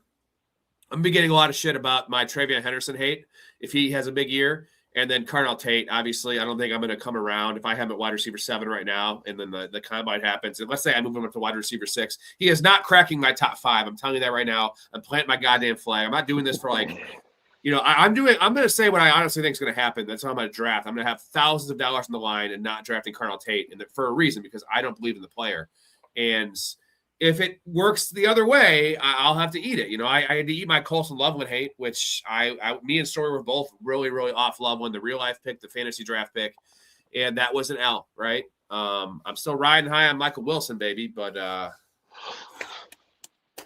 you want to hear something crazy? I was looking back on the Quentin Johnson. I had Quentin Johnson at wide receiver 8 that year he came out, which was so low. Everyone had him way more consensus number 1 than Carnell Tate. And no one had him that low. And I actually had Michael Wilson was consensus 17 that year. They were the same draft. I had Michael Wilson at 6. And I had him ahead of Quentin Johnson, bro. On the show, documented, which is like blasphemous. I had Storey and Nico just like literally like wanting to hit me. They're like, you're an idiot. Like, why are you saying this? This is when no one watched the show. So again, I definitely was not doing it for clicks because we had 30 views in those videos. But like in writing, in document, on the show, Michael Wilson was my 6th rated receiver, and it took 3 years to happen, Chaz. But I think it really happened. I don't know if you saw today what they said. They plan on extending the guy, and they love him. So is that worrisome? Let's just talk about Marvin Harrison a little bit because Michael Wilson and Marvin Harrison's fate are kind of intertwined here because they can't both, with Trey McBride being there and with being probably a bottom half offense, most likely bottom half offense, they can't all eat. Trey McBride's going to eat. Like whether he's probably going to be a bad fantasy pick, he's a first round pick, but he's still going to be, 100 catch, 1,000 yard, 8 touchdown guy. And Marvin Harrison, it's fighting for scraps at that point because Marvin Harrison is still going to be a wide receiver 3 in fantasy drafted, and Michael Wilson is going to be a wide receiver 4 by all accounts, like in that wide receiver 42 range. They can't all eat. There's just no way unless Jacoby Brissett throws for 4,700 yards and 35 touchdowns. Yeah, I mean, it's going to be very interesting, especially with what's coming out of their camp. We don't even know who's going to play quarterback there next year. So, and then as you said, we know McBride's going to eat. I just think it's going to be like Marvin this year is going to have to show that he's an absolute dog, and if not, I mean, I would hate to be a Marvin Harrison owner if he can't show something better this year. Who do you like at value? So let's just put Marvin Harrison at wide receiver 24, and let's put Michael Wilson at wide receiver 42. Who do you like at value? Obviously, if it wasn't a value in a vacuum, we like Marvin Harrison because he's a higher draft capital, better player supposedly. But at that value, right, like you're talking about a definite surefire starter, needs to be a wide receiver 3, wide receiver 2 on your fantasy team, or Michael Wilson, who's that flex option. Who do you like at value between the two guys? I mean, as of right now, I would honestly go at the value. I would go Wilson just because, I mean, we saw what he can do last year. And, you know, we've seen him even, and I know when the games weren't healthy, I mean, it was iffy with when Marvin did come back. But we did see what happened when Marv did leave and was injured. Now, could that happen in the future or sooner than later if Marv gets off, you know? I mean, he is going to go into his it'll be a third year, so 2 years left. Will they pick up that, you know, 5th-year option? I don't think so. But then again, we're only 2 years into that deal. So for the value, I'd go Wilson just because we know that he has that explosive value. I'm going to surprise you. I'm going to take Marvin Harrison, man. And that might sound blasphemous with my Michael Wilson love. It's just that we saw the one game when Marvin Harrison came back. Before he hurt his heel, and Michael Wilson had 5 targets, 3 for 40, and Marvin Harrison was back. They really try to make Marvin Harrison a thing. I think wide receiver 24, wide receiver 25, while it's still a little high based on how he's burned us, the touchdown equity is going to be there for Marvin Harrison. And I know, I think what you're saying is you don't mind the value of Marvin Harrison. You just prefer the value of Michael Wilson. I don't mind I'm the opposite. I don't mind the Michael Wilson value. I really love the Marvin Harrison value just because I'm getting a very, very depreciated asset that, you know, it's one of those things like Kyle Pitts, right? Like his price was so low and he just burned us so much. Like we should have all been taking Kyle Pitts in every single draft because he was outside the top 12 in tight ends. And the talent was always there. It was just the usage. And then, you know, the talent wasn't what we expected, but it doesn't mean it was bad talent, right? Marvin Harrison hasn't been the player we expected. It doesn't mean he's a bad player. He just has some really, really bad focus drops, and the motor hasn't really been there. There's been a lot of really questionable stuff going on there. But the fact that Marvin Harrison was a top 5 pick in the NFL draft, like GMs don't get it that wrong. Right? Like they get like late 1st round picks wrong, like N'Keal Harry and guys like that. They don't get the top 5 wrong unless you're the Detroit Lions all those years in a row drafting those fucking bums, Mike Williams and guys like that. Like I'm telling you, Marvin Harrison can play. He's not the player we were sold, but he is, I believe, still a wide receiver 1 in the NFL if he can reach his prime and get the situation better, the coaching, the quarterback, get his head on straight a little bit better and just, you know, like just play football, bro. Like let it go. And I feel like he's been in his head. You see it in the film. He has been in his own head. And if Marvin Harrison can get past that and just play football, wide receiver 24, it just seems insane. And we mentioned the Dynasty, wide receiver 27. That is the all-time buy. Cool. That I really love that. You know what I mean? I love that more than the wide receiver 24 for redraft. But like it's going to be a battle to get Marvin Harrison in our Dynasty league because I feel like a lot of people are going to listen to the show. It just makes too much sense, right? It's too much of an upside play. And like I'm chasing upside all fucking day. Yeah, I mean, and when you look at it, I mean, kind of piggybacking off of what you said, I could definitely see, you know, a new coaching staff getting in there and saying, okay, you know, we have what is touted as a generational prospect that was taken top 5, who's only had 2 years in the league, you know, coming into his 3rd year. Let's just give him the ball. You know, I could see that happening. And then, you know, from there, he will start playing better, hopefully, and sprout into that wide receiver 1. Now, you know, I just think that wide receiver in redraft 24 might be a little bit too high going into this year. But yeah, as that wide receiver 27 in Dynasty, I think that's as everyone's gonna be targeting him in our Dynasty league. 100%. We have not met the goal of 5 supers, but I want to chug this anyway because why the fuck not? It's just what I do. So,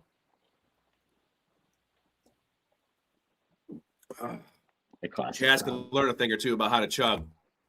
Yeah, mine's terrible. Maybe. You'll learn. You'll be on the show enough, and you'll start chugging next year again with me. Also, guys, fundraiser. We need 5 or a $20 for me to do one more. Every 5 super chats, beer chug. Every $20 super chat, beer chug. Everyone that signs up for the Patreon during the live stream is a beer chug. Also, I'll get you that link to the Discord as soon as you do so. We'd appreciate that. Anyways, one more question regarding the Cardinals. Let me get this picture off here. And also, maybe one of these days I'll run it back and do this. Here you go.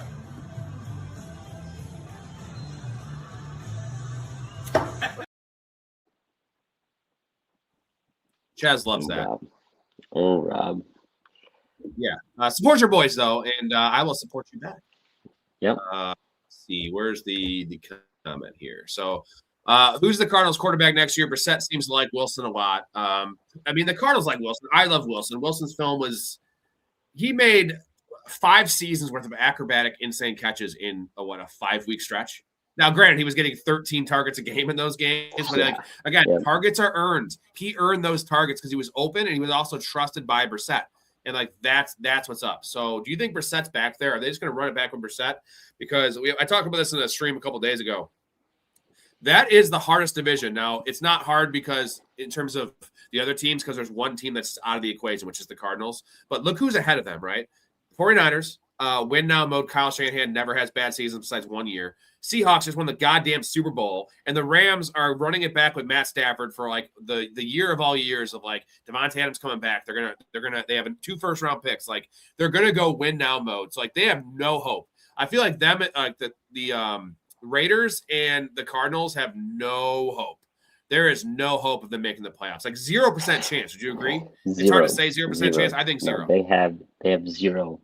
Usually preseason that's something that we can't say other than the Jets. We're probably about one of the only other teams that we can say that about. But yeah, those teams. No, I think the Jets have a chance. The Jets have a chance just because the Bills, they have one elite team, and then the Patriots. I'm not putting the Patriots in the same conversation as the Rams, Seahawks, and Niners. I know they went to the Super Bowl, but I'm not going to do that. I think that's tough back when you have the Bills and the Patriots there, but it's not. It's not 3. They have the Dolphins, though. I'm saying it just takes a Josh Allen injury, or it takes Drake May taking a step back. There's just no way the Seahawks are going to be bad next year. If they're bad, there's no way the Rams are going to flop, and the Niners are a factory. So there's just no way the Cardinals are making the playoffs. So is it Brissett next year, Chaz? I can't say it's going to be, for sure Brissett, but I can for sure say that it's going to be somewhat cheap. Which is why, as they were saying that they were trying to target Bajan, they want someone cheap on the books because, they don't want anything, big for this year, considering they have no chance. You know what I'm saying? So I feel like from a fantasy perspective, it would be great because, the guy's going to sling it, however many times a game. He would have broke the record for what was it, completions, or was it for attempts? It was one of the 2 that he broke last year. It was both, probably. It was probably both because he broke the record for completions. It would have been both. It would have been both because he threw the ball 55 times a game. It was nuts.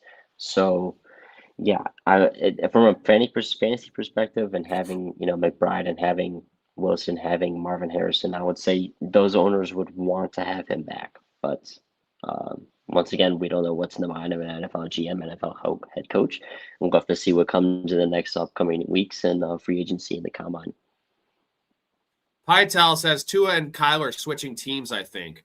So I definitely see the Kyler to the Jets. So Tua's weird, dude. Tua's only 27. He's going to be 28 in March. But we talked earlier in the show about the reclamation projects, and no one mentions Tua. Even though Tua had 2 elite years, but that was with Jalen Waddle and prime Tyreek Hill and Mike McDaniel, who was doing some really good things there in Miami. But Yeah. is it just over for Tua? I think it's over for him because the athleticism that was never great is zero right now. He is essentially a geezer back there. The arm strength has never been good. The processing, I feel like whatever McDaniel was doing was awesome, and he could not read the field. He panics. He throws the ball in the dirt. He takes sacks, turns the ball over. Like, can Tua, let's just say Tua went to Minnesota, right? Be a good situation for him with Kevin O'Connell. Like, would you even have faith in Tua there, which is a good situation with Justin Jefferson and Jordan Addison and a good coach? I have no faith on Tua. Like, I would much rather take Richardson or Will Levis even. I know it's crazy. I'd say I'd rather have Will Levis than Tua, but I really think Tua showed us that he has no upside. Like, you're not winning a Super Bowl. As much as we rip on Jared Goff as like being kind of limited because his mobility and some of the stuff with Jared Goff, like Tua makes Jared Goff look like Josh Allen. Yeah. I mean, as a Tua owner and watching Tua's game, there's just disappointed. Just disappointed after watching those 2 elite seasons and, seeing what he was doing this year. It felt like he was just in a hurry all the time when he didn't need to be. And then that caused those brutal interceptions where they would have a great drive going and then all of a sudden he would just throw it right at a DB and I'll be like, okay, like what is Tua doing? And then you also have to think about, okay, he can't run the ball. He really couldn't run before, but now he for sure can't run because of the CTE and the head injury. If he gets one more of those, I think, he'd be done. And yeah, I mean, we've already seen his ceiling and it's not anywhere like it's a first round exit. That's his ceiling as a quarterback. So I don't think teams going to want to take any types of chances on that. And he can't throw the ball deep. So you're telling me the guy can't process, he can't move, and he can't throw the ball deep. So, like, what can he do? Yes, he is rather accurate when he gets the ball out quick. Okay, that's one trait. That's pretty cool. That's also, like, a very elementary trait for an NFL quarterback. And, like, I just don't understand. Like, I never understood the tank for Tua situation. I never liked him, honestly. But, like, how, like, the fall from grace. Like, I know there was a hip injury and obviously the concussions, but, like, I don't feel like the concussion should make you less athletic. Like, the dude's 27 and he was never athletic coming in, but he is literally one of the most unathletic quarterbacks in the NFL right now. Like, literally, Aaron Rodgers moves better than Tua Tagovailoa. Like, how is Aaron Rodgers?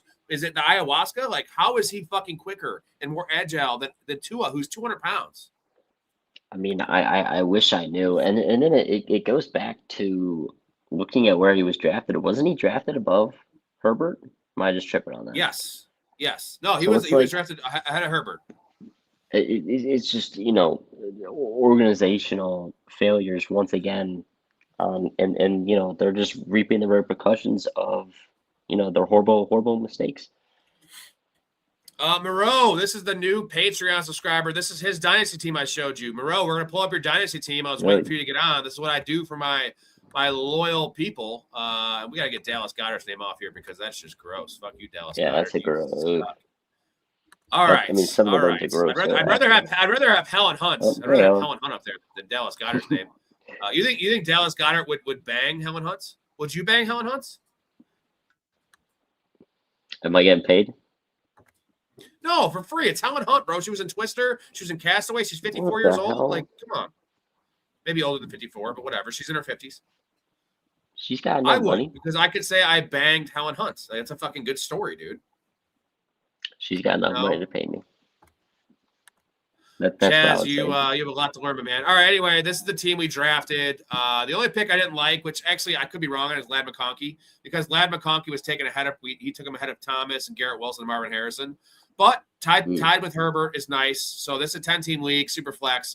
4 for a passing touchdown, which is really nice having May and Caleb in that scoring, right? It's not necessarily just you want scramblers. Yeah. The fact that he got Ashton Genty in the 3rd round, he is currently running back 3 in Dynasty, which I don't agree with. I think that's a little too high. But, like, the only weakness is the wide receivers don't have a lot of high upside. These are all year 3 and year 4 receivers. Garrett Wilson's the oldest receiver in this bunch. Yep. And it's the RB2 spot, right? Blake Corum. JJ McCarthy, who is a nice little upside stash there. Ray Davis, Bashal Tootin, and Caleb Johnson. And then I'll show you the other half is actually better. So we got Algier. So we're going to be rotating. We need Algier to sign somewhere. So if Algier signs somewhere, he is golden. I say we. It's like my team now. I We're like looking playing at under Dobbs. Kenneth Gainwell. It's full PPR. Tyler Algier. And then I love we have Jalen Waddle on the bench. That's what makes this team awesome. That's We huge. we actually what we could do is if none of these guys, if Kenneth Gainwell goes to a bad spot and Tyler Algier doesn't get a starting role, stays in Atlanta for some reason, just trade Jalen Waddle in a second-round pick or a first-round pick, and then you get yourself a fucking stud running back too. You know what I mean? Like, because Jalen Waddle is not old. That's a nice wide receiver 5. Yeah, and for a team like this is one of those teams where, I mean, I don't think it could have been. I mean, it was set up, in my opinion, beautifully. You know, the RB2 is extremely weak. Everywhere else is a lot of strong suits, and that's one of the things in Dynasty, especially being 4 or 5 years into this, learning so much and being able to tell you your running back 2 is something that you can fill mid-season or before the season by sending away, a guy like Waddle, or even sending away your first or maybe your second round draft pick to go get a top guy like JT or some of those older guys that can produce for a year or two. But obviously for a team like this, I would wait until mid-year to see how those wide receiver 3s to see if some of them can for sure break out again, like Ladd, BTJ, Marvin. Your QBs are set. Your RB1 is set. Wilson's going to be a dog. Kraft's going to be a dog. And if some of those other 3 wide receivers that I mentioned are as good as we think that they can be next year, then midseason you go out and you spend a first, you spend a second to go get Derrick Henry or Josh Jacobs if they're having a good year, or CMC or any of those are RBs that are on teams that are maybe not going to make the playoffs or are close and want to sell. Yeah, a couple of those wide receivers are going to pop, whether it's Garrett Wilson, Marvin Harrison, Brian Thomas, even Jalen Waddle if he goes to a better spot, or they get a quarterback in there. And then Ladd McConkey, I feel like it's a control. I don't. The reason I didn't like the Ladd McConkey pick was he was drafted ahead of all those guys, and then also I feel like he doesn't have the upside the other guys have, right? Like Ladd is never going to be a guy who's going to have like that. I feel like okay, let me ask you this: do you think Ladd McConkey will ever top his rookie year in fantasy? It's crazy to say he can't. It is crazy because that was his rookie year and he has Justin Herbert, but that was an elite, awesome year, dude. I'm gonna say he still can top it just because of McDaniel being there. That's what I would say. If he's gonna top it, it'll be in these next 2 years, and then McDaniel will leave, and then they'll be stuck with probably another iffy OC. You know what I'm saying? I just think McDaniel is really good.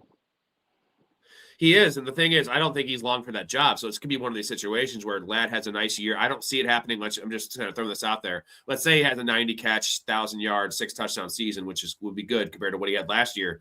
And then McDaniel leaves, and then you just trade Ladd McConkey. Then you can get equal. You trade him him high. Yep, you trade him high, and you go get another wide receiver. Maybe you go get another young running back, if that's available to you. Well, we mentioned it. We were talking about the wide receiver 3 show we did, or the third-year receiver show with Ladd and Brian. We had all those guys, right? And like Ladd being wide receiver 15 was just crazy because he was ahead of Brian Thomas, ahead of Marvin Harrison, ahead of Roma Dunze, ahead of all these guys. Where like I just don't see it. I just don't like Ladd. I just don't think he's a very good player, and I'm worried his snap share is going to go down. I feel like they're going to take him off the field a lot. Like he has not been taken off the field at all his first 2 years. And I just don't think, Harbaugh likes his receivers to block, and like Ladd McConkey can't block. He cannot block. I'm not saying he's not a willing blocker. I'm saying he's a little boy out there. Like literally, he's like you out there trying to block. He can't do it. Oh boy, it's not good. It's not good, especially with as we've seen a lot of the NFL teams are going to start to realize that having 12, 13 personnel out there, getting the wide receivers off and getting more tight ends on is going to be beneficial to them. So, and then that hurts guys. 100%. All right. I had to grab a drink real quick, and then we're going to finish up on tight ends. Get your questions in, boys. I'm another 10, 15, 20, 30-minute show maybe left in the show. I'm going to get a drink while I play this quick. Say somebody put a gun to your head. Said, do you want your baby to be lighter or darker? What would you choose? Why is someone holding a gun to my head It's and a asking me hypothetical. what Hypothetical. shade I would prefer my son to be? I don't know. So Why is he putting a gun to my head? he wants to find out what your preference is. So you're walking down the street with Will, and he snatches you into the backseat of the car, and now he's got a gun to your head. You want a lighter or a darker baby? What shade? What shade? Get away from me. What color is the guy holding the gun? He's mocha, right down the middle. Right down the middle. 50-50. You want it lighter or darker? I would say on the lighter side.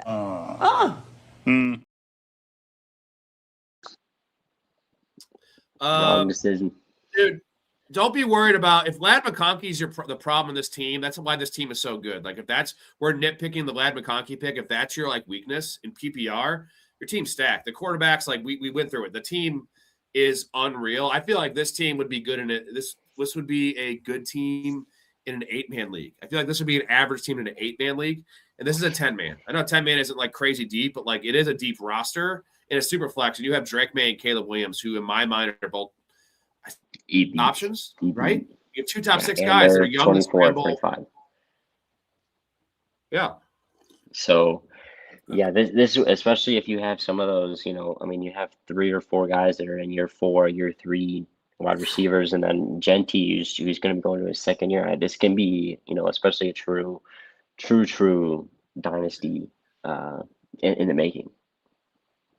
Yeah, it's like you're in a very, very unique and special position to be in win now, and you have longevity because everyone, but even Tucker Kraft's 25 years old. Everyone on that team, Genty, like everyone's young. Everyone is young, and your quarterbacks especially are 23 years old. But like you have a chance to win the league based on I saw some of the other drafts. Like you have a top 3 team, and you have probably the youngest team in the league. Outside of like the teams that went all young that are not going to compete. That is the goal in Dynasty. I'm usually one of the other, I usually just go, fuck it. I'm going to just go like older players. But like, that's the talent I would get with an older team and you got it with a younger team. So like, that is just an elite ass team. So I'd be really excited and no problem, dude. Appreciate your supports and a lot more where that's coming from. We like to help out and we can all make money together, boys. That's the goal. Let's finish up this list. Am I wrong? Yep. No, you're not wrong. Am I wrong? You're not wrong, Walter. You're just an asshole. Okay, then. You just take it easy, man. That's your answer for everything, dude. And let me point out something. Pacifism is not, look at our current situation with that camel fucker in Iraq. Pacifism is not something to hide behind. Just take it easy, man. I'm perfectly calm, dude. Yeah, waving the fucking gun around? Calmer than you are. Apparently, Andy Dalton is getting some buzz, which is like, we were talking about Will Levis and talking about Zach Wilson and Anthony Richardson. And like, people want Andy Dalton. And like, is it because of the Jacoby Brissett thing? They're like, well, Jacoby Brissett did it. Let's not fool ourselves with Jacoby Brissett. They won like 1 game with Jacoby Brissett. Like, I get the team was bad. He looked okay and he put up numbers, but like, Andy Dalton's bad, dude, right? He's just done and he was never good. He's old. He's a red rifle. Yeah, and as you mentioned, that's why I always say for fantasy, it's great for the Cardinals. For fantasy, it's great because he'll get the numbers, he'll get all the yards, but they will lose every single game that he's starting, or almost every single game. It feels like that he's starting. So I mean, it's pretty much, do you want to lose? But do you want to have good numbers but lose? That's pretty much what Brissett is going to be given. I got the spot. You ready for the spot? This is the perfect spot. The Raiders back up Mendoza. See what I do here? That makes a lot of sense, doesn't it? Andy Dalton's a consummate professional. He's been around the block, right? He's been a couple of years. He had a nice career at TCU. Like, so he's a guy I want to mentor, my guy. And you saw what happened with Bryce Young. Bryce Young struggles. He came in there and won some games. Like, that's, I think, the ideal spot. Actually, yeah, that makes a lot of sense. He wouldn't be a starter, but it would be, hey, just go and teach the young guy, and it worked for Young, and obviously Mendoza we know is a lot better. So, shoot, I don't know why they won. I mean, I feel like they should. Yeah, it'd be a good spot. All right, a couple more names to talk about here. We ended Dallas Goedert's. Mark Andrews, only 30 years old. They just paid him, Chaz. They just paid him a decent amount of money. So, what do you think? Isaiah Likely's gone. So, most like 99% chance Isaiah Likely's gone. I'd love this as a buy for Mark Andrews. I know it's kind of a floor play, But would it surprise you if Mark Andrews caught 9 touchdowns next year? I mean, it wouldn't, but I also I own Mark Andrews in my most prominent league, and he's burned me year after year in thinking that I'm gonna get something when I don't, and I just don't know why they just don't like throwing it to him anymore. I mean, it sucks. Um, I mean, looking at some of the names though, I mean, if you can move off of like Hawk, I wouldn't mind doing that. Um, but it just feels tough. I feel like they're gonna need a lot of things to go right for Mark Andrews to go back to what he. I mean, I wouldn't say go back to what he was, but it would be a tough buy in my opinion. Well, you mentioned they don't throw the ball to him. Like, they don't throw the ball to him between the 20s. They only throw the ball to him on, like, the fucking 8-yard line. So, but that also, we can't hate on that because the guy is going to score touchdowns. If they don't ban the tush push, he still is. I know they don't use him on the goal line because they give the ball to Derrick Henry, but he still is a tush push guy. So, like, as much as I have been very critical of Mark Andrews and his skill set, his diminishing abilities there as a receiving tight end, he's still a cog in that offense. And again, I don't like the contract. I don't know why they signed him. They signed him.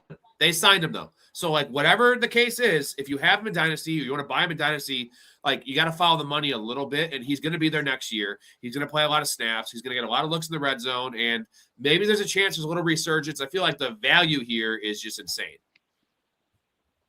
Yeah, I mean, I feel like if I didn't get burned, maybe I would be in a buyer's mood for him, just seeing that like what he could do in the past, knowing that they signed him to that contract. As you said, follow the money, and likely will be gone too. So there'll be a couple targets a game that'll be going towards Mark Andrews, hopefully. It would just be tough for me just knowing I got burned by him in the past, but I know that's something I gotta probably just put behind me. Well, the guy right after him, TJ Hawkinson, is only 28 years old. He might as well be 38 years old because I have much more confidence in Mark Andrews kind of coming back to form than TJ Hawkinson's done. In my opinion, he is done. Some of them trying to run routes last year. He's never been a red zone guy. Uncertainty there in Minnesota in general with JJ McCarthy. Like, there's a lot of negatives with TJ Hawkinson, and the number one negative is he's just bad right now. He is just bad. I think he's cooked. He looks like an old man out there running around. I don't know if that I don't know if you would agree with that. I see you shaking your head there, but that's also one why I was saying if you can go sell Hawkinson for Mark Andrews, I would do it in a heartbeat. Because Hawkinson, I mean, you said he was 28, and I was like, holy crap, I didn't realize he was still like that young. And to be moving how he is right now, like that, the age cliff is just hitting him like a truck. I know that ACL tear or the knee injury that he had. Plus, you have troubles with that offense with JJ McCarthy. You just get him off my team at all costs. This is a sell low. So the upside, if I'm going to play devil's advocate a little bit, which I don't want to do because I hate TJ Hawkinson, but the upside would be that TJ Hawkinson tore his ACL 2 years ago, right? And we saw Javonte Williams. Some of these guys take longer than others. Unfortunately, tight end's not one of those positions because typically tight ends come back quicker than running back. It'll take longer to come back to full strength, right? Where you can actually operate a tight end and not be full strength. Running backs, it really shows. That could be the upside where TJ Hawkinson comes back this year and it's in 2026 and is a closer to what we saw in 2022 than we saw the last 2 seasons. But I don't have a lot of hope for TJ Hawkinson. I think he is cooked and definitely cooked. Jeffrey says, I see the Vikings trading for Andy Dalton because Carson Wentz was supposed to be the veteran guy. They need something more than Andy Dalton. I think they need something more because they need Kyler Murray. They need something to push JJ McCarthy. If JJ McCarthy wants to start this year, he's got to win the job against someone that's not Andy Dalton. Like, that would just essentially be saying, guess what? JJ McCarthy's our starting quarterback because you have a window here with the Vikings and also a very tough division. Kevin O'Connell a little bit in the hot seat, I would say, just a little bit.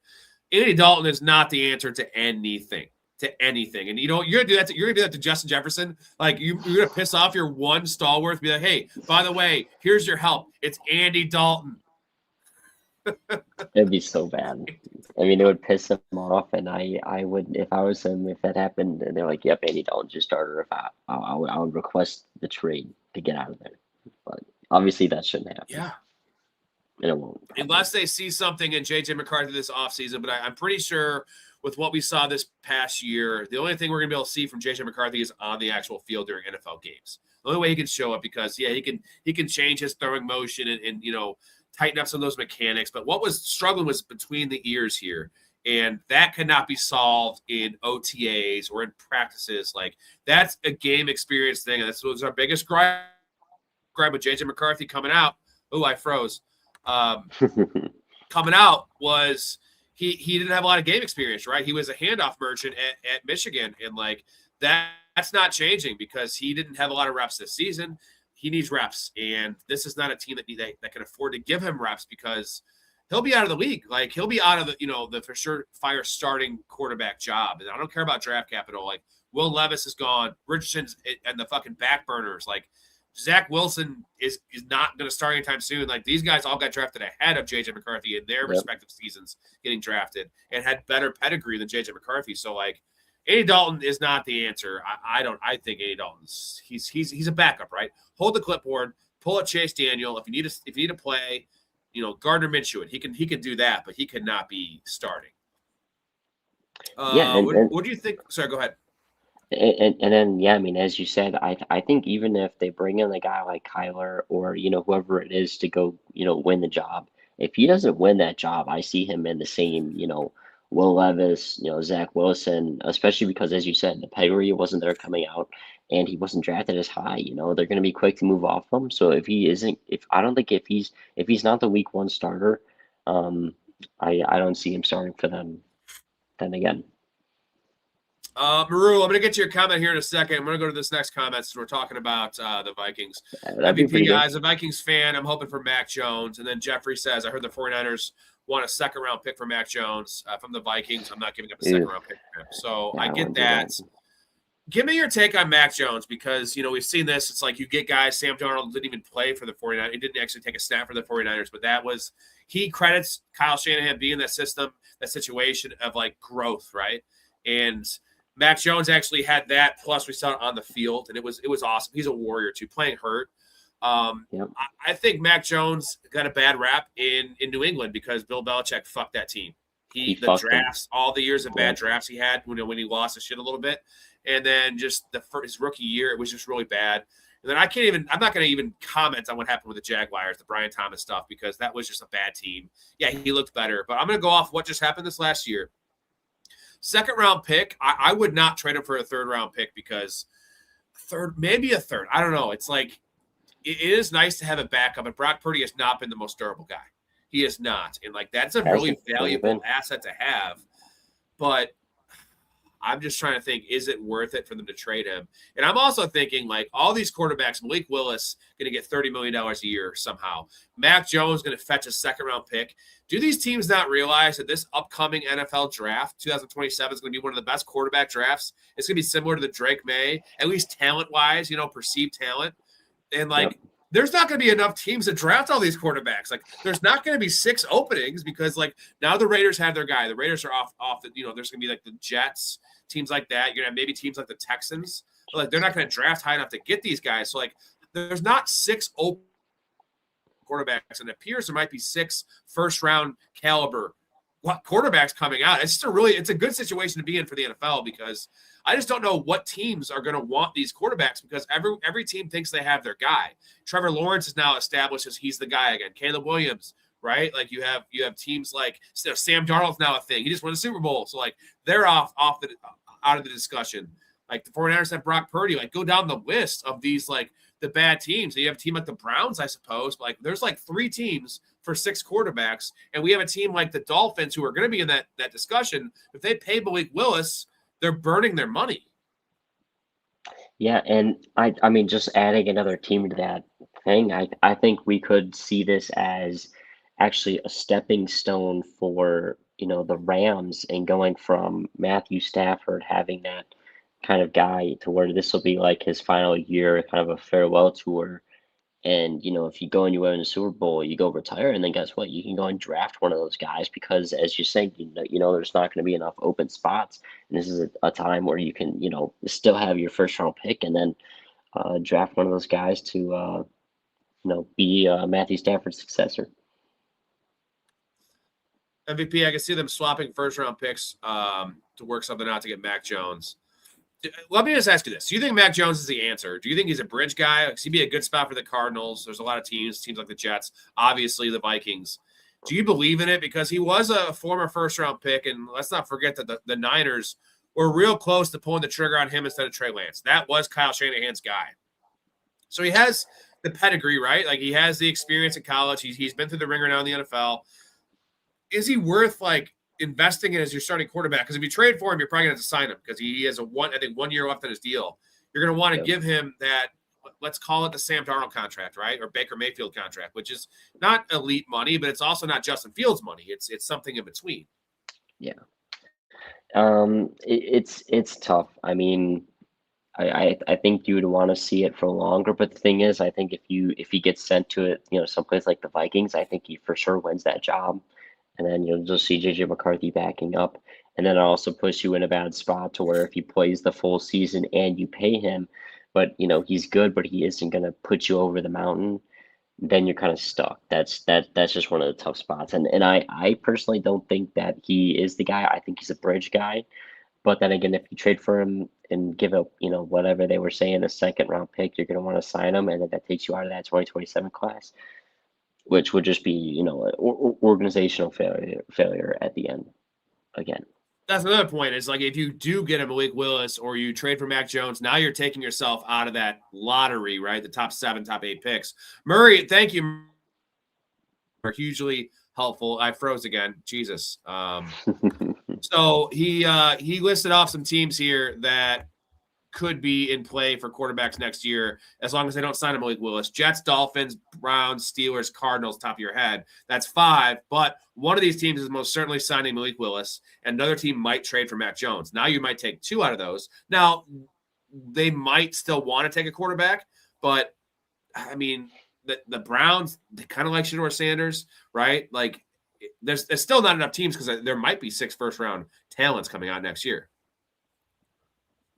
Yeah, it's just, I mean, there's only 5 there at that point, and if there's 6, there's going to be an extra guy. So there's a lot of quarterbacks out there, and then as you said, some of them are going to get filled. Wonder where Kyler goes. Wonder where Willis goes. Pittsburgh need a quarterback, and the Jets, and then also Penix probably washes out. Yeah, the Falcons could be in that race there. What a waste of a pick that was with Michael Penix. Like, the injury concerns coming out of college were really real. He tore his ACL twice, his shoulder issues, and now it's coming back to fruition there again. So, like, they like Michael Penix, old prospect too coming out. He was never that guy, right? He was never that guy. No, and the thing is he came out. Yes, he came out and he had that run with Washington, but he was an older, injured quarterback. And the thing is the Falcons just signed Kirk too to that 4-year, $160 million deal. When that pick got announced, everyone was just like, I think was the crazy thing in the draft. All 32 fan bases, because even the Falcons fans were like, what the fuck are they doing? Wasting a top 8 pick, when they could have gotten, other guys, other elite quarterbacks in that draft, or just other elite wide receivers like Rome Odunze or, just Rome, but it's just or so don't weird. sign Kirk Cousins. If you're gonna do that, don't sign Kirk Cousins. Like, don't do both. It's really silly. It's like drafting 2 point guards in the NBA draft. Like, one of them might hit. No. You go all in. You got to have conviction with your picks. That was a hedge of their bet, similar to what they did this year with trading with the Rams and taking Pierce. Like, regardless, it's a bad pick now because the guy's probably not playing in the NFL again because he's a knucklehead that got arrested 5 felonies. But, like, it was a bad decision because they weren't winning the Super Bowl last year. I know they were closer than we think because they should have won that division, right? Like, everything went wrong for them last year. But, like, I know it's crazy to say that the Patriots and the Seahawks were in the Super Bowl, but I don't think – no one saw the downfall of the Chiefs. No one saw the Eagles having this meltdown. So it's like, to trade away your future to get an edge rusher that was never going to be a difference maker. Like, obviously the Falcons have some major issues that they have to deal with. That GM should be fucking fired for many the Penix thing you mentioned should fire him for that. for the Penix Kirk Cousins debacle. Maru says, sorry if you guys covered this. I saw ESPN report that teams are monitoring Brian Thomas Jr.'s trade market. How likely is it that you guys think he gets moved? And I'm going to say this, though, Chaz, this is not a regime pick. This regime did not pick Brian Thomas. Now, he had a great rookie year, but they don't have a lot of ties to Brian Thomas, and they could move off of him. It would probably be a first-round pick, right? Because he was 16th or 17th overall 2 years ago in that draft? And he has an elite year. He has elite film. Is it a first-round pick, and would they fetch a first-round pick? I feel like they would want to fetch a first-round pick. I just don't think that teams would be willing to pay that. Because, I mean, as you said, he has the elite film. He has the elite numbers. I know last year's kind of disappointing. But yes, I mean, as you did say, the regime isn't tied to this person or BTJ, and obviously they wouldn't mind letting him go for the right price. So it would be, I would be very intrigued to see if a team's going to step in. Put your Bears hat on.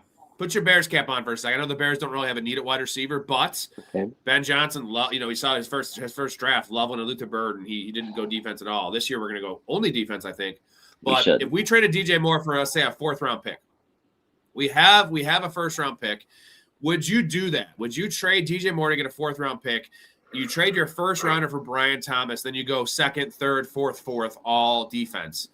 Would you do that for Brian Thomas? That would be whatever pick we have, like pick 26. Would you do that for Brian Thomas? And you have Brian Thomas, Roman Dunze, and Luther Bird and Colson Loveland. Like you just make a strength, a bigger strength. I'm just giving you this as a Bears fan. Would you do this? If we're worried about if teams would trade a first rounder, I'm asking you for the Bears right now. Would you do that? I would say yes. And that's just because, one, we'd be getting DJ Moore off the books, which is going to save us a hell of a lot of money. And then two, we would be getting a guy on a rookie contract who still has 3 years left if we do that, the fifth-year tag. And, I mean, as you said, we're going to go defense with the later picks, and then we can still make a move with trading our 2 future firsts after this year, if we want to go get a guy like Crosby or a guy like Garrett, So, or just make any free agent signings because we have that cleared cap space.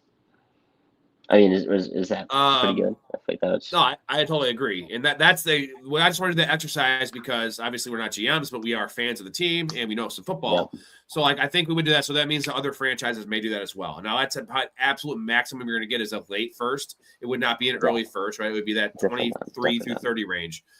Maybe a team like the Patriots, right? Like they have the 31st pick. Like, why not do that? MVP, this is a funny statement that I know a lot of you guys, you're the Vikings fans here. They had this sentiment here. I think 9 with JJ McCarthy needs to play behind someone for another 2 years and develop. Like, that says all I need to hear, that JJ McCarthy is not ready and he's a bust because he already sat for an entire rookie year because of the injury. And last year was a wash because he was terrible. Also, he got a little hurt, but it was like ankle injury. He was healthier than they let on. They knew he wasn't ready. Yeah, so now we're just sitting him. Project for JJ, a 4-year project for JJ McCarthy. Like, what are we talking about, dude? 4 years? That's an eternity. He's right though. That's what he needs. The point is, if that's what he needs, he's done. It's over with for JJ McCarthy if that's the case. Yep, and I would just love to see what that organization saw in him to move off Darnold, to move off a 14-win season, and say, "Yep, this is our guy," because it's just not there at all, which sucks. Well, they moved off Darnold because they had to, because they traded up to get JJ McCarthy. So they had to. Otherwise, that would be admitting they made a bad pick and they'd probably get fired. That's the problem with the GMs that owners need to kind of separate, where it's like GMs do things to save face. And like that's bad business, and that's the problem with the NFL and a lot, corporations, you name it, down the line.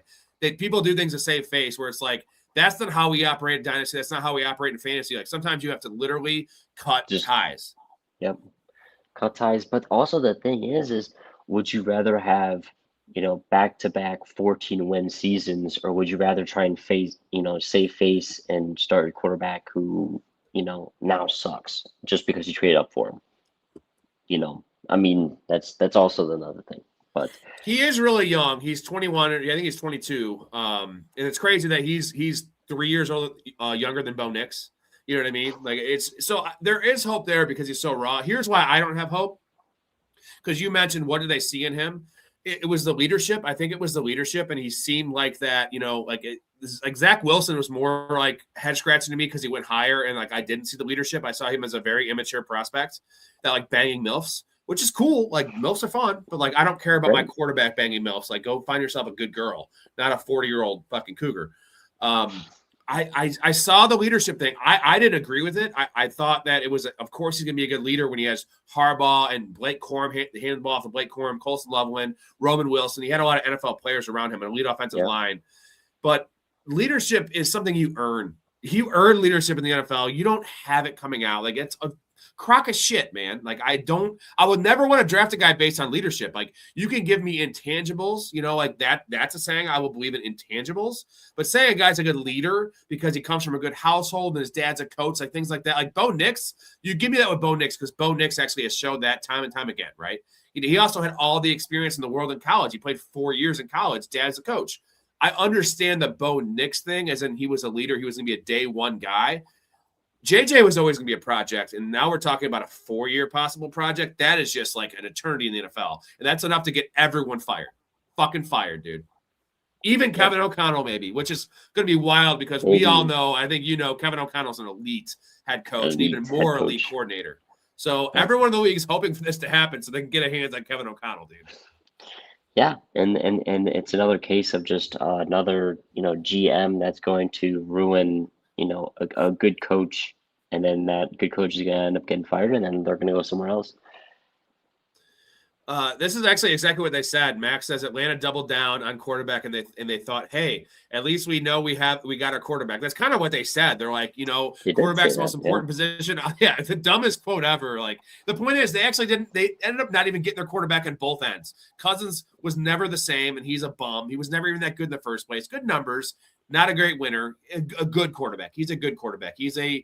We'll say Baker Mayfield at best, maybe, but he's also old, coming off an Achilles with a really weak arm at this point. And then Penix had a lot of questions, also the opposite of J.J. McCarthy, old. 24 as a rookie without the things we're talking about with Bo Nix, right? Like Penix was more of a project, but you don't want to draft a 24-year-old project. Like Anthony Richardson, I understood it. He was 20. Like that's alluring. It's like if we can crack this code, we have an elite player. Michael Penix, elite arm talent. I do like Michael Penix arm talent, super strong. But Michael Penix is a project in terms of like the fundamentals and what it actually takes to play quarterback because he is not polished. He has no touch, right? He's really inaccurate. Like, he misses some throws by a mile, bro. Yep. And then you bring in the injuries. It's like an old quarterback coming out of he's not polished. Plus with the, past injuries, it's like, what do they see? So, it's a project that just, ended up failing once again. MVP would love Brian Thomas instead of Addison. Well, for many reasons, because Addison's also a fucking knucklehead who just can't stay out of jail. Like all these little minor arrests. The point is, don't do dumb things, Jordan Addison. Your NFL play. I always say this: the career of an NFL player. They always say 3 or 4 years. That's for like bums, right? Let's say a guy like Jordan Addison, 7 years. Okay, go break the law after you've made $60 million and just become Charlie Sheen. I don't give a fuck. Don't do that while you're playing because you're costing yourself money. You're stunting the development of your career and also fucking over your teammates. Like, don't do that shit. And Jordan Addison, I think, is a good spot. I think a good spot for him is the Bills. I think I would like that. The Bills need a guy like that. That could be a Steph Diggs 2.0. I haven't heard that.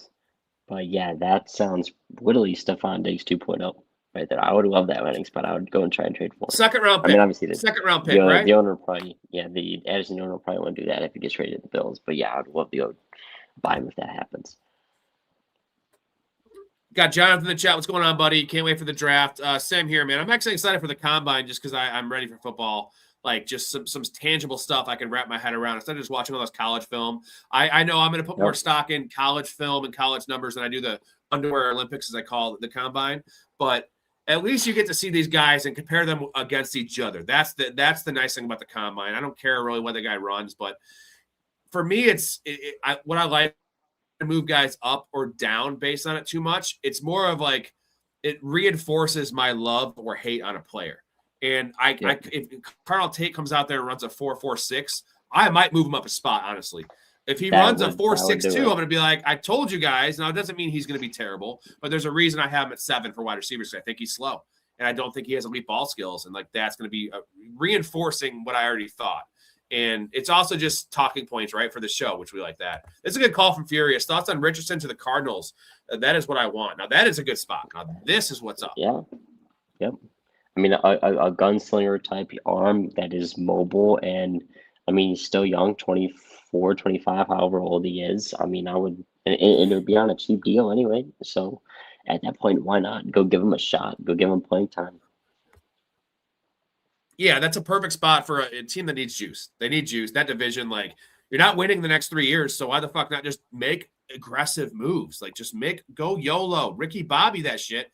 And if it doesn't work, then guess what? You're going to be picking in the top 3 of the draft for the next 3 years, which is kind of what you want. And that's great. Yeah, that's kind of what you want. Yep. Jonathan can't have leadership and play that bad. Doesn't work. And the thing is, he doesn't have leadership either. JJ doesn't have. I mean, he maybe he does. He did not look like a leader to me. He looked like he was having tantrums on the sidelines, like he didn't keep his cool. Remember, even week 1 against the Bears, they ended up winning that game, but it was really frustrating. He was really frustrated where it's like he should have realized that he didn't get a lot of time in the preseason coming off the injury. They wanted to baby him a little bit, and he hadn't played football for like 18 months. So it's like, this was always going to be a rough game for you, JJ, and just chill out. You ended up winning the game. Like, it's not about you. You're especially with Kevin O'Connell, you're just a quarterback. You're just a cog in the system. Yeah, and in that first half, I think they only had like 3 points or something like that. Like they like that game, they went into half and it was like, holy crap, how is this?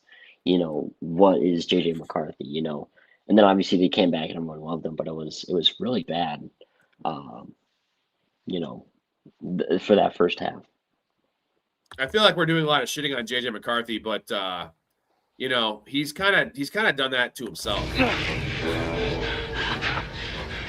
I used to fuck guys like you in prison. Shout out Roadhouse. Shout out Roadhouse. You've probably never seen Roadhouse, have you, Chaz? 1990? There's no Roadhouse. Nope. Do yourself a favor and go watch Roadhouse. It's a fucking the manliest man movie ever made. A lot of dart smoking in that movie too. Furious says, to be fair, I feel like keeping Darnold gets you fired if he has another bad year. If I'm the GM, I get rid of him. There's no option. They should have kept Darnold, because how many wins do you think they have last year if they kept Darnold? How many wins? So they ended up winning 9 games. The Vikings ended up winning 9 games somehow, which is just insane. And they played better with Carson Wentz before his shoulder fell off. Would they have won 11 games? I feel like he's worth. I mean, shoot, why not? At least 2 more wins. So, and having 14 wins and 11 wins and being in the playoffs back-to-back years, is that something that you can move off of? No. Yeah. But, well, who's happy? The Seahawks are very happy on a lot of fronts. They got a free Sam Darnold, man. You got a free Sam Darnold. Got a Super Bowl out of it, and they still have however much left is in that deal of a cheaper Super Bowl winning quarterback. So, Chaz, what position do you think is biggest for Combine? Furious says, I feel like Combine is huge for edge rushers and running backs. The percentiles actually matter. Oof, I'm gonna go. Running backs or. I'm going to say running backs, just because I feel like we've seen more running backs that were highly talented go in there, have a bad combine, and then they just fall off a cliff. Would you agree or no? Yeah, I would say so. Quarterbacks matters the least, except for guys like Zach Wilson, who got drafted so high because of that throw he had in his pro day. And then Anthony Richardson, of course, which was a combine hero. But typically, Mendoza's not throwing. A lot of these guys don't even want to throw because, like, Mendoza, why would he throw? He's only going to hurt his stock. He's already the number 1 pick. Yep. And, like, there's no point in throwing. He showed everything he needs to show. I understand it. It's pretty much for him. It's just go get measurables and then go do some of the easy stuff. And then the interviews. It's about the interviews for quarterbacks the most, right? That's the most important thing. Yep. I wonder how JJ McCarthy must have fucking smashed his interviews, man. He was cheating on the test, dude. He had all the answers on his hand. He must have been sweet talking the fuck out of every single interview that he was in, because he was sucking dick. No, he was sucking dick in those interviews for sure. Apparently, one of JJ McCarthy's best strong suits is his mouth.